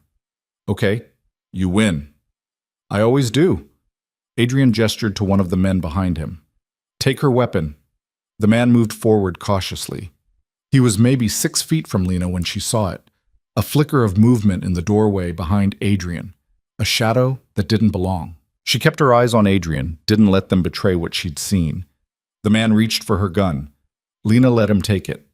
Let him grab her arm, start to pull her toward the door. Let Adrian smile that smile that said he'd already won. Then Marcus stepped out of the shadows behind Adrian and put a bullet through the head of the man holding Lena. Everything happened at once. The other Russian spun, fired at Marcus. Marcus dropped, rolled, came up shooting. Adrian dove sideways, his gun swinging toward Isabella. Lena didn't think. She grabbed the dead man's weapon as he fell, brought it up, and fired. The shot caught Adrian in the shoulder. He went down hard, his gun skittering across the tile floor. Lena kicked it away, kept her weapon trained on him while Marcus finished with the other Russian. Then it was over. 4 bodies, blood everywhere. The bathroom looked like a crime scene, which Lena supposed it was. Adrian was on his back, clutching his shoulder, blood seeping between his fingers. He looked up at Lena with an expression she'd never seen before. Not anger, not hate. Fear. "You shot me," he said, like he couldn't quite believe it. "Yes. You shot me. I heard you the first time." Lena's hands were steady now. The shaking had stopped. Everything felt very clear, very simple. "Marcus, where's Roman?" "On his way. 3 minutes out." Marcus was breathing hard, checking himself for injuries. "He sent me ahead when he heard shooting." "Is Isabella—" A groan from behind them. Lena turned. Isabella was doubled over, both hands on the sink, her face twisted in agony. "The baby's coming," she gasped. "Right now. He's coming right now. We need to get you to a hospital. There's no time." Isabella's laugh was half sob. "I can feel him. He's— Oh, Christ." Marcus swore in Italian. "I'll call for an ambulance." "They won't get here in time." Lena looked at Marcus, then at Isabella, then at the impossible situation they were in. A woman giving birth. 4 dead men.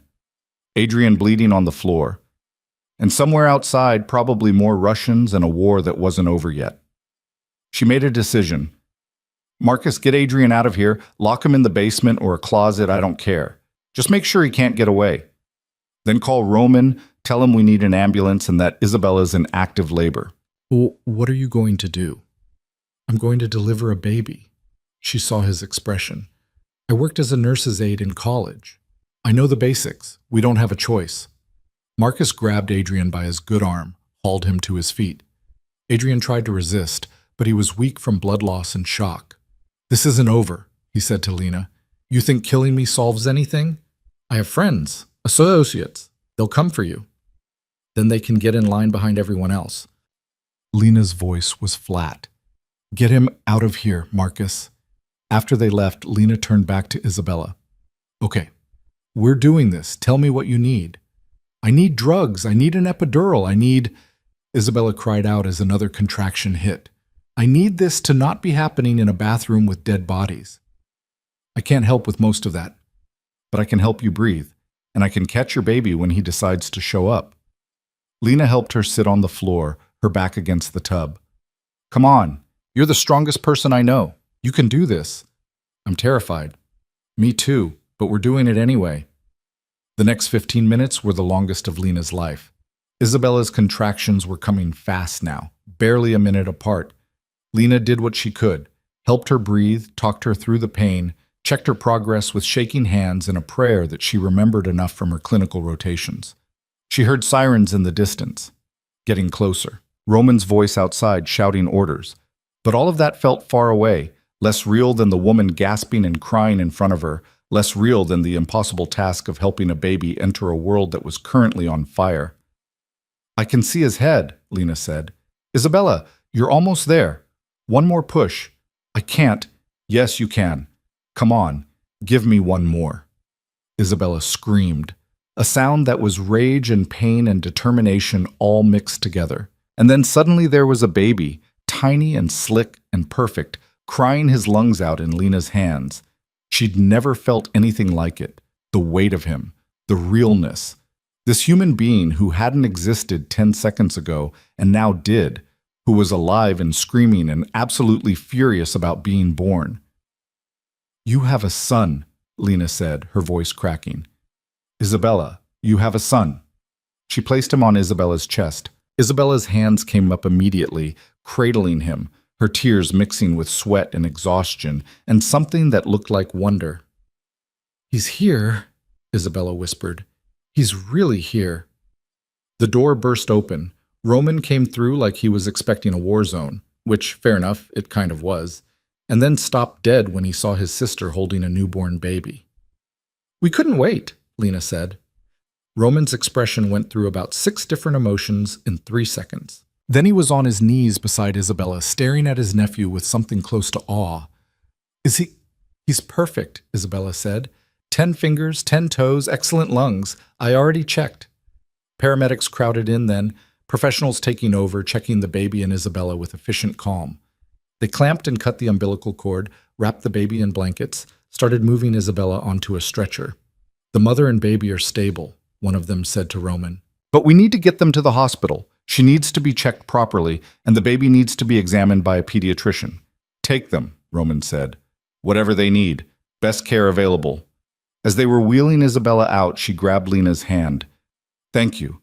For everything. For—" Her voice broke. "I wouldn't have made it without you." "Yes, you would have. You're stronger than you know." "So are you." Isabella squeezed her hand once more, then let go. After they left, Lena sat down hard on the bathroom floor, suddenly exhausted beyond measure. Her clothes were covered in blood, some of it from the men she'd shot, some from Isabella. All of it making her feel sick now that the adrenaline was wearing off. Roman appeared in the doorway. He looked at the bodies, at the blood, at Lena sitting in the middle of it all. "Marcus told me what happened," he said. "That Adrian showed up with Dimitri's men, that you held them off until we got here." "I shot 2 people," Lena said. Her voice sounded strange, distant. "I killed them. You protected my sister and my nephew. That's what matters." "Is it?" She looked up at him. "Because I keep thinking about those men, about the fact that they're dead because of me, because of choices I made, starting with the choice to take that USB drive." Roman crouched down in front of her. "Those men were here to kill you, to kill Isabella and kidnap my nephew.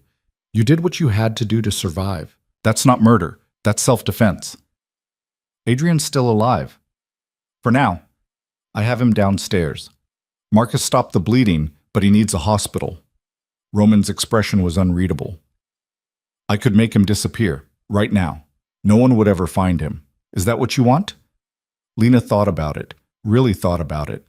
How easy it would be to say yes, to let Roman do what he did best and remove the problem permanently. But that would make her like Adrian, like all the people who'd hurt her over the years. And she'd fought too hard to become someone different to throw it away now. "No," she said. "I want him alive. I want him to stand trial for everything he's done. I want the world to see who he really is. That's a risk. He has friends, resources." "I know, but it's the right thing." She met Roman's eyes. "You still have the USB drive?" "Hidden, safe. And the copy I made?" "Marcus already retrieved it from your room." Roman pulled a disc from his pocket. "This one?" Lena nodded.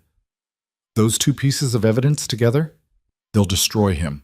Not just his career, his reputation, his freedom, everything. He'll die in prison and everyone will know why." Roman studied her for a long moment. Then he nodded. "Okay, we do it your way, but understand what that means. You'll have to testify.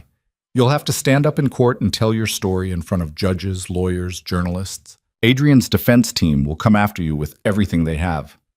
Let them. I'm done being afraid." She stood up, her legs shaky but solid. "I'm done running. I'm done letting him win. Then we'll make sure he loses." Roman held out his hand. "Come on, let's get you cleaned up, and then we have work to do." The next few hours were a blur. Police showed up at the house. Not regular police, ones Roman knew, ones who asked the right questions and accepted the right answers. The bodies were removed. The blood was cleaned up. Statements were taken, carefully edited to tell the story Roman wanted told. By the time the sun rose, the official version went like this. Adrian Cross, a federal prosecutor from D.C., had orchestrated an attack on Roman Moretti's property using Russian organized crime figures. He'd been attempting to kidnap his estranged wife and hold her hostage. Fortunately, Mr. Moretti's security had responded quickly, neutralizing the threat. Mr. Cross had been shot while resisting and was now in custody, awaiting charges. It wasn't the whole truth, but it was close enough.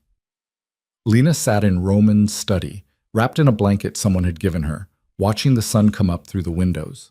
She felt empty, wrung out, but also something else. Something that might have been peace. The door opened. Roman came in, carrying 2 cups of coffee. He handed her one. "Isabella's doing well," he said. "The baby too. They're keeping them for observation, but the doctors say they're both healthy. She wants to see you." "I look like hell." "She won't care." He sat down across from her. I need to ask you something, and I need you to be honest. Okay? What do you want to happen to Adrian? Not what you think I want to hear, not what sounds noble. What do you actually want? Lena took a sip of coffee. It was terrible, burned and bitter. She drank it anyway. I want him to suffer, she said quietly. I want him to know what it feels like to be powerless, to have everything taken away, to wake up every day knowing he lost, and I won. She met Roman's eyes. But I don't want to kill him, because then he'd be dead, and I'd have to live with that. And I've spent 6 years letting him determine who I am. I'm not giving him that power anymore. Roman nodded slowly. That's fair. And smart. He paused. There's something you should know. I had my lawyers look into his situation. The people he worked with, the evidence on those drives. If we play this right, we can bring down half of Dimitri's operation along with Adrian. Take out a major crime organization and a corrupt prosecutor in one move. And you're okay with that? Helping to destroy people in your world? Dimitri came into my house, threatened my sister, worked with Adrian Cross to try to take everything from me. Roman's voice was cold. He's not in my world anymore. He's just a problem to be solved. Lena understood. This was what justice looked like in Roman's life. Not courtrooms and lawyers, just consequences, delivered directly. What do you need from me? She asked. Your testimony. The truth about Adrian, about what he did to you, about the evidence you found, and your willingness to go into witness protection after it's over. You give us that, we make sure Adrian and everyone he worked with goes down permanently. Witness protection means leaving you, Isabella, the baby, the life I was starting to build here. It means staying alive, Roman said. Adrian's not the only dangerous person you've crossed. And even in prison, people like him find ways to reach out. You testify, you become a target. Witness protection gives you a chance to disappear completely. Start over for real this time. The thought made her chest ache. She'd just found a place where she mattered, people who cared whether she lived or died. And now she had to leave it all behind. But she'd known from the beginning that this was temporary, that eventually she'd have to move on. Okay, she said. I'll do it. But I want to say goodbye first. To Isabella. To the baby. Of course. Roman stood. Get some rest. We'll drive to the hospital this afternoon. He started toward the door, then stopped, looked back. You saved my sister's life twice, he said. Once in that bay, once in that bathroom. I won't forget that, ever. So even though you're going into protection, even though you'll have a new name and a new place, you need to know something. Your family, and family can always come home. After he left, Lena sat alone in the study and let herself cry. For everything she was losing, for everything she'd survived, for the person she used to be and the person she was becoming. When the tears finally stopped, she felt lighter, like she'd put down a weight she'd been carrying for so long she'd forgotten what it felt like to stand up straight. She was going to testify, going to face Adrian in court, going to tell the truth in front of the world. And then she was going to disappear. Not because she was running, but because she was choosing a future where Adrian's shadow couldn't reach her anymore. That afternoon, they went to the hospital. Isabella was in a private room, the baby sleeping in her arms. She looked exhausted and radiant all at once. There she is, Isabella said when Lena walked in. The woman who delivered my son in a bathroom during a gunfight. It wasn't ideal, Lena admitted. It was perfect. Because we both survived, and he's here. She looked down at the baby, her expression soft. We decided on a name. Do you want to know what it is? Of course. Matteo. It means gift. Because that's what he is. A gift I almost didn't get to have. Isabella looked up at Lena. And his middle name is Reed, after the woman who saved both our lives. Lena's throat closed up completely.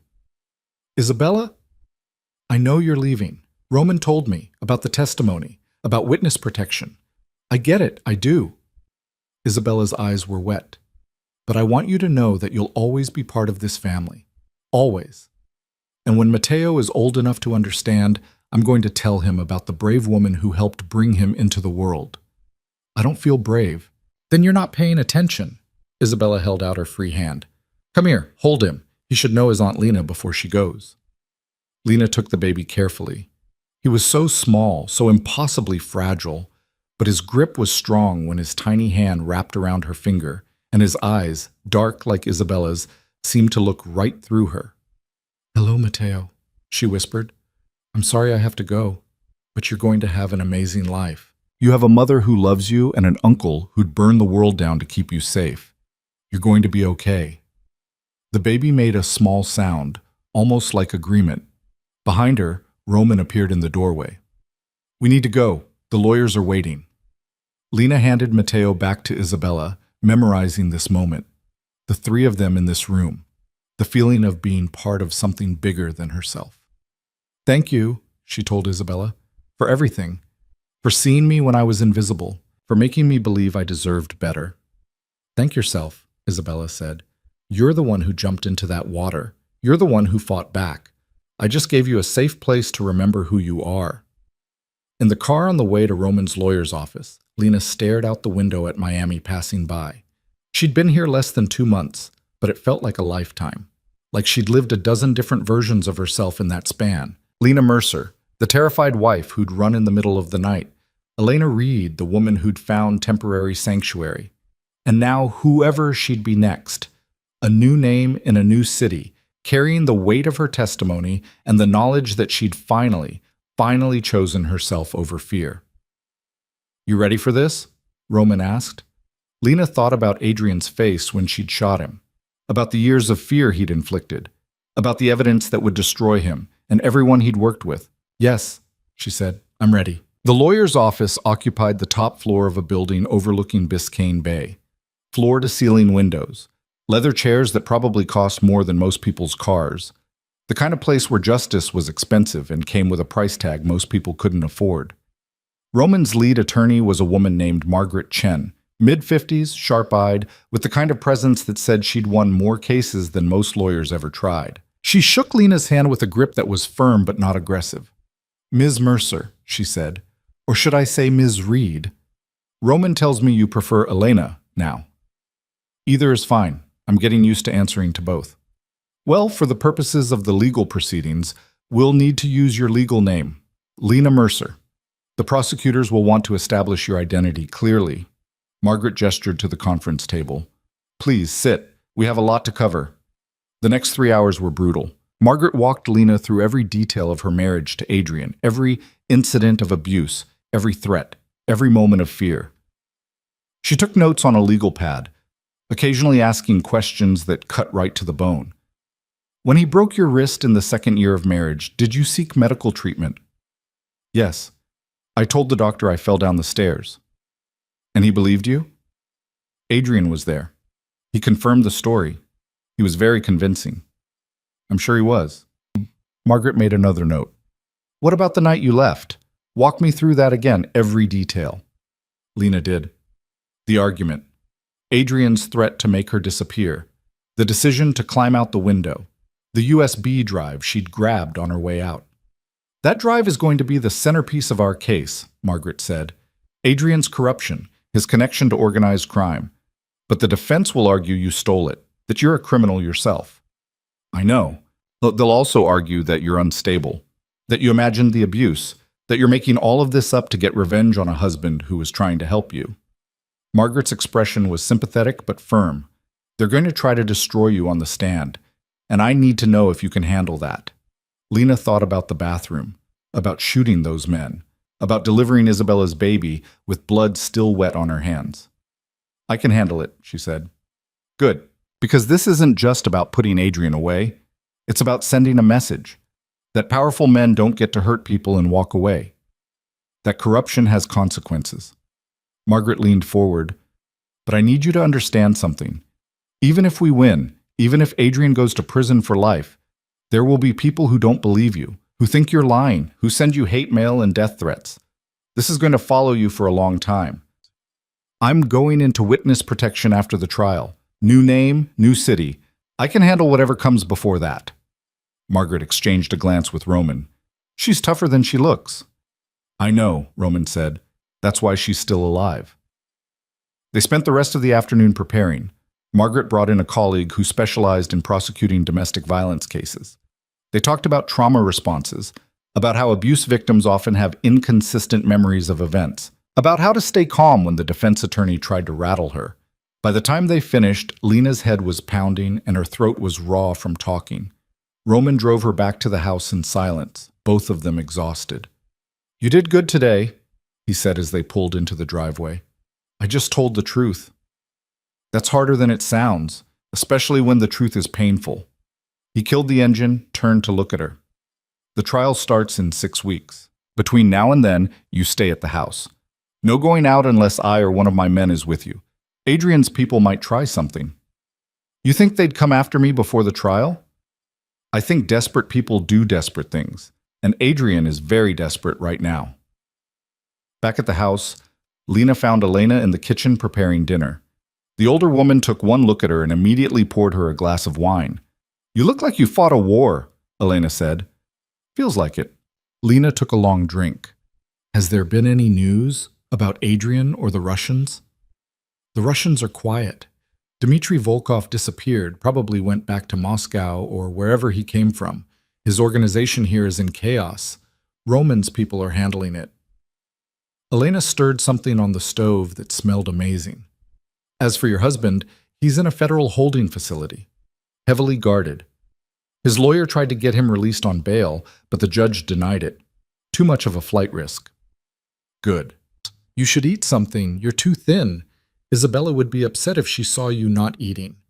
Despite everything, Lena smiled. "How is she? Have you talked to her today?" "She called this morning. Matteo is perfect, according to her. Doesn't sleep much, but perfect. She wants to bring him home in a few days." Elena's expression softened. "She keeps asking about you, when you'll visit again." "Soon, I just need to—" Lena stopped, not sure how to finish. Need to what? Pull herself together? Stop feeling like she was drowning? Figure out how to say goodbye to the first real friend she'd had in years? "You need to take care of yourself," Elena said firmly. "So sit, eat, and stop carrying the weight of the world on those shoulders." Lena sat. Elena put a plate in front of her, pasta with some kind of sauce that tasted like comfort itself. She ate mechanically at first, then with more hunger as her body remembered it needed fuel. "Can I ask you something?" Lena said after a while. "Of course. How long have you worked for Roman?" 23 years. I started when he was barely out of college, trying to hold together his father's organization and raise a teenage sister at the same time." Elena smiled at the memory. "He was so young, so angry, so determined to prove he could do it." "Was he different then?" "In some ways. Softer, maybe, before he learned that softness gets you killed in this world." She paused. "But the core of him, the part that protects the people he loves, that's always been there. That's why Isabella trusts him, why I trust him, why you should trust him too." "I do trust him. That's what scares me." "Why?" "Because trusting people has always ended badly for me." Lena pushed pasta around her plate. "My parents died when I was 20. I had no siblings, no family. Adrian was the first person who made me feel like I belonged somewhere. And look how that turned out." "Roman isn't Adrian. I know, but I keep waiting for the other shoe to drop, for him to decide I'm more trouble than I'm worth, for this whole thing to fall apart." Elena reached across the table, covered Lena's hand with her own. "Some people are worth trusting. Roman is one of them. So is Isabella. They don't abandon family, and like it or not, you're family now." The words settled into Lena's chest, warm and heavy and terrifying. The next 6 weeks passed in a strange kind of suspended animation. Lena spent her days preparing for the trial, reviewing evidence with Margaret, practicing her testimony. She spent her evenings at the house, helping Elena with dinner, reading in the library, trying not to think about what came next. Isabella came home with Matteo a week after the attack. Watching her navigate new motherhood was both heartwarming and heartbreaking. The exhaustion, the joy, the fierce protectiveness that radiated from her every time she held her son. "I don't know how you do it," Lena said one afternoon. They were in the nursery, Isabella nursing Matteo while Lena folded tiny clothes. "Do what?" "This, taking care of a newborn while your brother is dealing with the aftermath of a war, while I'm about to testify against my abusive ex-husband. It's too much."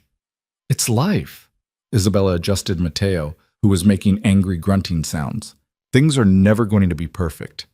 There's never going to be a good time. You just have to keep moving forward anyway. Is that what your mother taught you? No. My mother taught me that other people's needs don't matter as long as you get what you want. Isabella's voice was matter of fact. Roman taught me the other stuff. How to be decent. How to protect people who can't protect themselves. How to choose the hard right over the easy wrong. He's a good man. He's a complicated man. But yes, at his core, he's good. Isabella looked up at Lena. So are you, by the way. In case you were wondering. I killed 2 people. You protected yourself and me and my baby. That's not murder, that's survival. She paused. You know what I think? I think you're punishing yourself for finally fighting back, like you don't deserve to defend your own life. The accuracy of it stole Lena's breath. Maybe, she admitted quietly. Well, stop it. You did what you had to do. And you're about to do something even harder. You're going to stand up in court and tell the world what Adrian did to you. That takes courage most people don't have. 2 days before the trial started, Roman called Lena into his study. He had papers spread across his desk, his expression serious. Sit, he said. Lena sat. Her stomach was in knots. The trial started in 48 hours and she'd barely slept in days. I got a call from Margaret, Roman said. Adrian's legal team reached out. They want to make a deal. What kind of deal? He'll plead guilty to corruption charges. Accept a 20-year sentence. In exchange, all charges related to domestic violence and kidnapping get dropped. And you don't have to testify. Lena's hands clenched in her lap. No. Think about it. You'd be free. You could go into witness protection right now. Start your new life without having to relive your trauma in front of a courtroom full of strangers. And Adrian gets to pretend the abuse never happened, gets to keep his narrative that he was just a corrupt prosecutor, not a man who terrorized his wife for 6 years. She shook her head. No, I'm testifying. Even if it means spending days on the stand, being cross-examined by lawyers who'll try to make you look crazy? Especially then, because that's what he's counting on. That I'll be too scared to face him. Lena met Roman's eyes. I'm done being scared. Tell Margaret no deal. Roman studied her for a long moment. Then he nodded. Okay, but understand what you're choosing. This is going to be hard, possibly the hardest thing you've ever done. I've done hard before. I can do it again. The trial started on a Tuesday morning in a federal courthouse in downtown Miami. The building was imposing, all marble and columns, and the weight of justice carved into every surface. Lena walked in flanked by Roman and 2 of his men, Margaret Chen leading the way. The courtroom was packed. Journalists, lawyers, people who'd followed Adrian's career and wanted to see him fall. Lena felt their eyes on her, cataloging every detail. The simple gray dress Margaret had chosen for her, her hair pulled back, no makeup except a touch of concealer to hide the shadows under her eyes. She looked exactly like what she was, a woman who'd survived something terrible and was here to tell the truth about it. Adrian was already seated at the defense table. He looked different than she remembered, thinner, older. The shoulder injury had healed, but he carried himself carefully, like he was still in pain. When their eyes met across the courtroom, his expression was blank. No anger, no fear, just nothing. Like she didn't matter enough to hate anymore. The judge entered. Everyone stood. The trial began. The prosecution went first. The lead prosecutor, a woman named Sarah Watkins who specialized in corruption cases, laid out the evidence methodically. The USB drive, the financial records, the communications with Russian organized crime figures, the cases Adrian had thrown in exchange for money. It was damning, absolutely damning. And through it all, Adrian sat there with that same blank expression, like he was watching someone else's life fall apart. Then it was time for the domestic violence testimony. Sarah called Lena to the stand. Walking to that witness box felt like walking through water. Everything was too bright, too loud. She was sworn in, stated her name, sat down in a chair that was somehow both too big and too small. Ms. Mercer, Sarah began gently, can you tell the court about your relationship with the defendant? Lena took a breath. I met Adrian 6 years ago. He was charming, successful. He made me feel special, safe. I thought I was lucky to be with him. When did that change? 3 months after we got married. I burned dinner. He grabbed my wrist hard enough to leave bruises and told me I was an embarrassment. Her voice was steady, matter of fact. Then he apologized, bought me flowers, said it would never happen again. But it did. It got worse. He had rules about everything: what I wore, where I went, who I talked to. If I broke them, he'd punish me. Sometimes he'd hit me. Sometimes he'd lock me in our bedroom for hours. Sometimes he'd just explain very calmly all the ways I'd disappointed him. That was almost worse. Did you ever try to leave? Once. 2 years ago. I made it as far as the driveway before he caught me. Lena's hands were clenched so tight her knuckles were white. He put me in the hospital that time, told them I'd fallen down the stairs. No one questioned it. Why didn't you report him to the police? Because he was a federal prosecutor. His friends were cops, FBI agents, judges. Who would they believe? The successful prosecutor with a perfect record, or his unstable wife who couldn't even keep a clean house?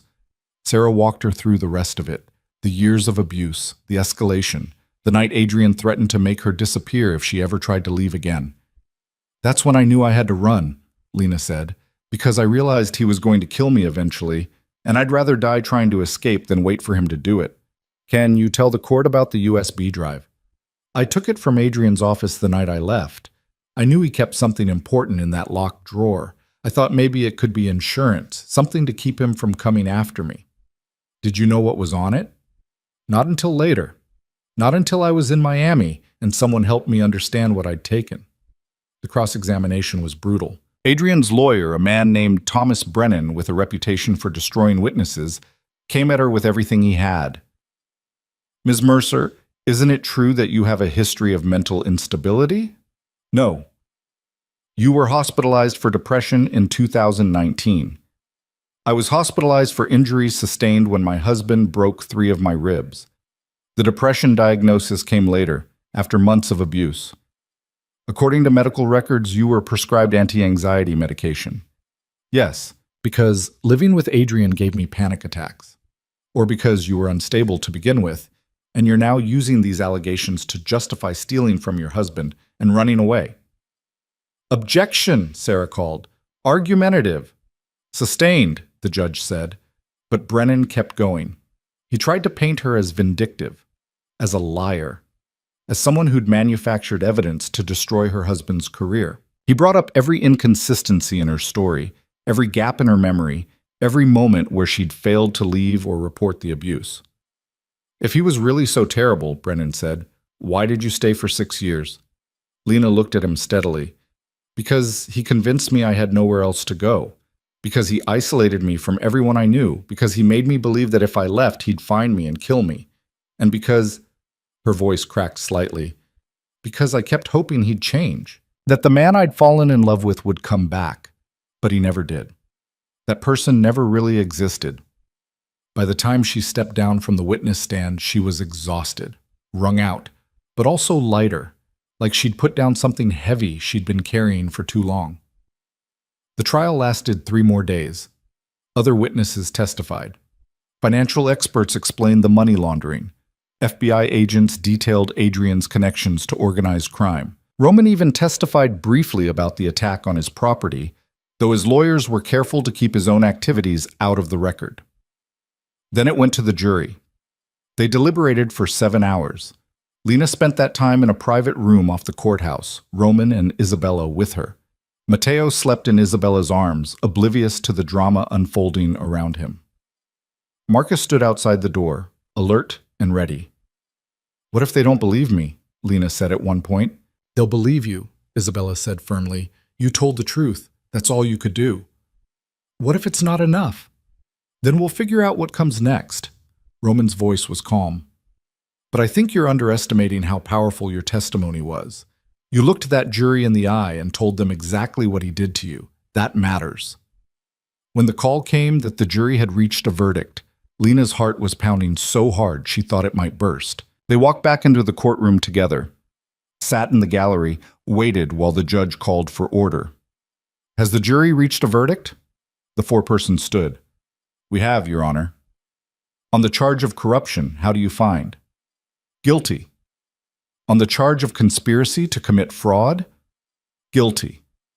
On the charge of domestic violence and abuse? Guilty.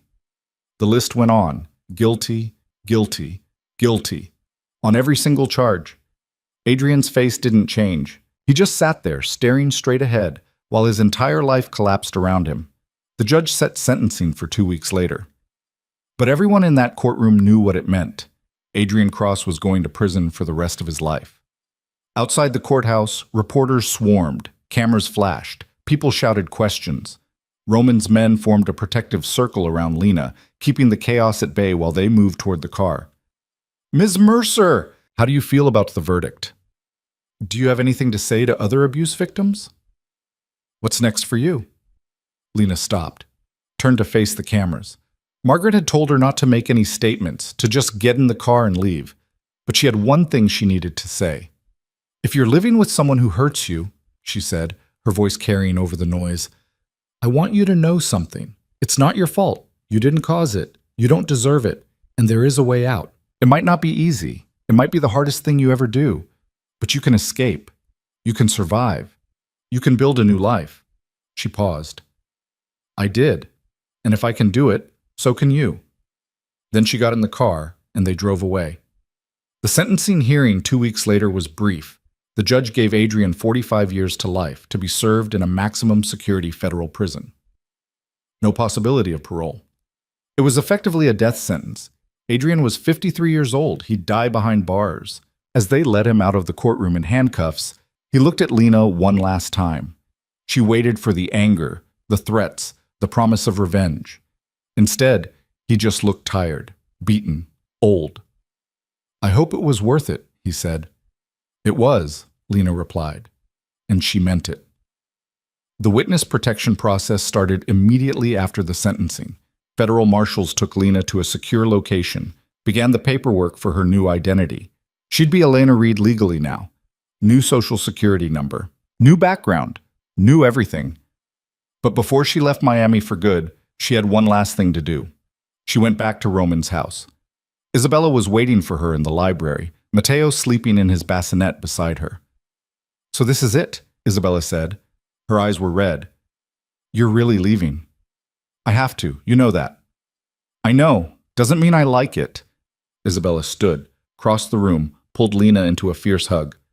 You saved my life. You delivered my baby. You're the strongest person I've ever met. And I'm going to miss you every single day. I'll miss you too. Lena's voice broke. Take care of him. Take care of Matteo. Tell him about his Aunt Lena when he's older. I will, I promise. Isabella pulled back, wiped her eyes.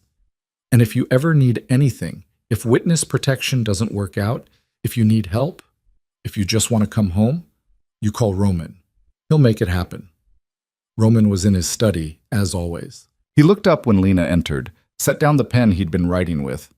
So, he said, this is goodbye. For now. Maybe forever. Witness protection doesn't usually let people come back. Maybe. Lena sat down across from him. I wanted to thank you for everything, for taking me in when you had no reason to trust me, for helping me fight back, for giving me a chance to be someone other than Adrian's victim. You did the hard part. I just provided the support structure. It was more than that. You gave me a family, even if it was temporary, even if I have to leave now. That's something I'll carry with me forever. Roman was quiet for a moment. Then he opened his desk drawer, pulled out a small box, slid it across to her. What is this? Open it. Inside was a silver bracelet. Simple, elegant, with one word engraved on it, family. Isabella helped me pick it out, Roman said. She wanted you to have something to remember us by, and to remind you that no matter where you go, no matter what name you use, you're still part of this family. That doesn't change. Lena's hands were shaking as she fastened the bracelet around her wrist. It felt solid, real, like a promise. Thank you, she whispered. Take care of yourself, Elena Reed. And if you ever need anything, I know I'll call. She stood, started toward the door, then stopped, looked back. Roman? For what it's worth, I think you're a good man. Complicated, maybe, but good. He smiled slightly. Isabella says the same thing. I'm still not sure I believe either of you, but I appreciate it anyway. 2 years later, a woman who called herself Elena Reed walked into a small bakery in Portland, Oregon. She'd been living there for 20 months, working as a bookkeeper for a nonprofit that helped domestic violence survivors. It wasn't glamorous work, but it was meaningful. And it was hers. She'd built a quiet life, a small apartment, a few friends who knew her as Elena and didn't ask about her past. Morning runs along the waterfront, evening classes at the community college, working toward a degree in social work. It wasn't the life she'd imagined for herself 6 years ago when she'd married Adrian, but it was better. Because it was safe. Because it was chosen. Because every morning she woke up without fear, and that was worth more than any amount of money or prestige. She was picking up coffee when her phone buzzed. A text from an unknown number. Just a link. No message. She clicked it, curious. It was a news article. The headline read, "Former federal prosecutor Adrian Cross found dead in prison. Apparent suicide." Lena read the article twice. Adrian had been found in his cell early that morning, hung himself with a bedsheet. No note, no explanation, just gone. She waited to feel something. Relief, maybe, or satisfaction, or grief for the man she'd once thought she'd loved. Instead, she just felt tired. She deleted the article, finished her coffee, went to work. That evening, another text came through, this time with a message. "Thought you should know. You're free. Really, truly free. Stay safe. R. Roman." Somehow he'd found a way to send her the news without compromising her security. She wasn't surprised. Roman had a way of taking care of family, even from a distance. She sent back a single word. "Thanks." Then she added, "How's Mateo?" The response came a few minutes later. "Walking now, getting into everything, drives his mother crazy. She says to tell you hello, and that your room is always ready if you ever want to visit. Maybe someday. Maybe is good enough." That weekend, Lena volunteered at the domestic violence shelter she'd been working with. She ran a support group for women who were trying to leave abusive relationships, listened to their stories, shared pieces of her own, carefully edited to protect her identity. "How did you know when it was time to leave?" one woman asked, young, maybe 25, with bruises she tried to cover with makeup. "When I realized that staying would kill me," Lena said honestly. "Not right away, but slowly, piece by piece, until there was nothing left of who I used to be." Was it hard? Running? It was the hardest thing I've ever done, and also the best, because even on the worst days now, I'm still free, and that's worth everything. After the meeting, the young woman approached her. "Thank you for sharing, for making me feel less alone." "You're not alone," Lena said. "None of us are. And if you decide to leave, there are people who can help, people who will protect you. You just have to ask." She gave the woman her card, watched her leave, hoping she'd call, hoping she'd find the courage to choose herself the way Lena finally had. On Mateo's second birthday, a package arrived at Lena's apartment. No return address. Inside was a photo. Isabella, Roman, and Mateo at what looked like a birthday party. The little boy was grinning at the camera, chocolate cake smeared across his face. On the back, Isabella had written, "Wish you were here. Never forget your family. Love always, I and M." There was something else in the package, too. A plane ticket to Miami, open-ended, valid whenever she wanted to use it. Lena put the photo on her refrigerator, put the ticket in her desk drawer, and promised herself that someday, when enough time had passed, when she felt ready, she'd use it. Because Isabella was right. Family didn't end just because you had to leave. It waited. It endured. It made space for you to come home when you were ready. 3 months later, Lena got a call from her supervisor at the nonprofit. There was a new grant opportunity. They wanted to expand their services, hire more people, help more survivors, and they wanted Lena to lead the initiative. It would mean more visibility, her supervisor said. Your name would be on documents, in reports. You'd be more public-facing. I know that's complicated for you, but I can't think of anyone better suited for this work. Lena thought about it for exactly 3 seconds. I'll do it. You're sure? I know you value your privacy. I do, but I value helping people more. She smiled. And I am tired of hiding. I've spent too much of my life invisible. It's time to be seen. That night, she called the number Roman had given her 2 years ago. For emergencies only, he'd said. She figured this qualified. He answered on the second ring. Elena. Roman. I need to ask you something. Go ahead. If I become more public-facing in my work, if my name starts appearing in professional contexts, is that going to be a problem, security-wise? Adrian's dead. The people he worked with are either in prison or gone. You testified, served your purpose, moved on. No one's looking for you anymore. He paused. Why? What are you planning? I'm going to run a program helping domestic violence survivors. It means stepping out of the shadows, being visible again. Good. You should be visible. You have things to say that people need to hear. His voice warmed slightly. Isabella will be glad to know you're doing well. Tell her I said hi, and that I think about her and Matteo every day. I will. And Elena, if you're ever in Miami, come by. The offer still stands. You're always welcome here. I know. And Roman, thank you for everything. Thank you for saving my sister's life. Twice. That's a debt I can never fully repay. After they hung up, Lena sat in her small apartment and thought about the woman she'd been 2 years ago, running through a storm, desperate, broken, convinced she'd never be anything more than Adrian's victim. That woman had jumped into black water to save a stranger, had delivered a baby in a bathroom during a gunfight, had stood in a courtroom and told the truth even when it hurt, had chosen justice over revenge, life over death, hope over fear. That woman had been stronger than she'd known, and the woman she was now, Elena Reed, survivor and advocate, and someone who finally felt like she was living her own life. She was strong too, maybe even stronger, because she wasn't just surviving anymore. She was building something, helping others, making a difference. She was choosing where she belonged, and she belonged here, in this small apartment with its thrift store furniture and its view of the river. She belonged in the support group meetings, holding space for women who were where she used to be. She belonged in the work, in the fight, in the daily effort to make the world a little bit safer for people trying to escape darkness. And someday, maybe soon, maybe years from now, she'd belong back in Miami too. Back with the family who'd taken her in when she had nothing. Back with Isabella and Roman and Matteo, the little boy whose middle name honored her courage.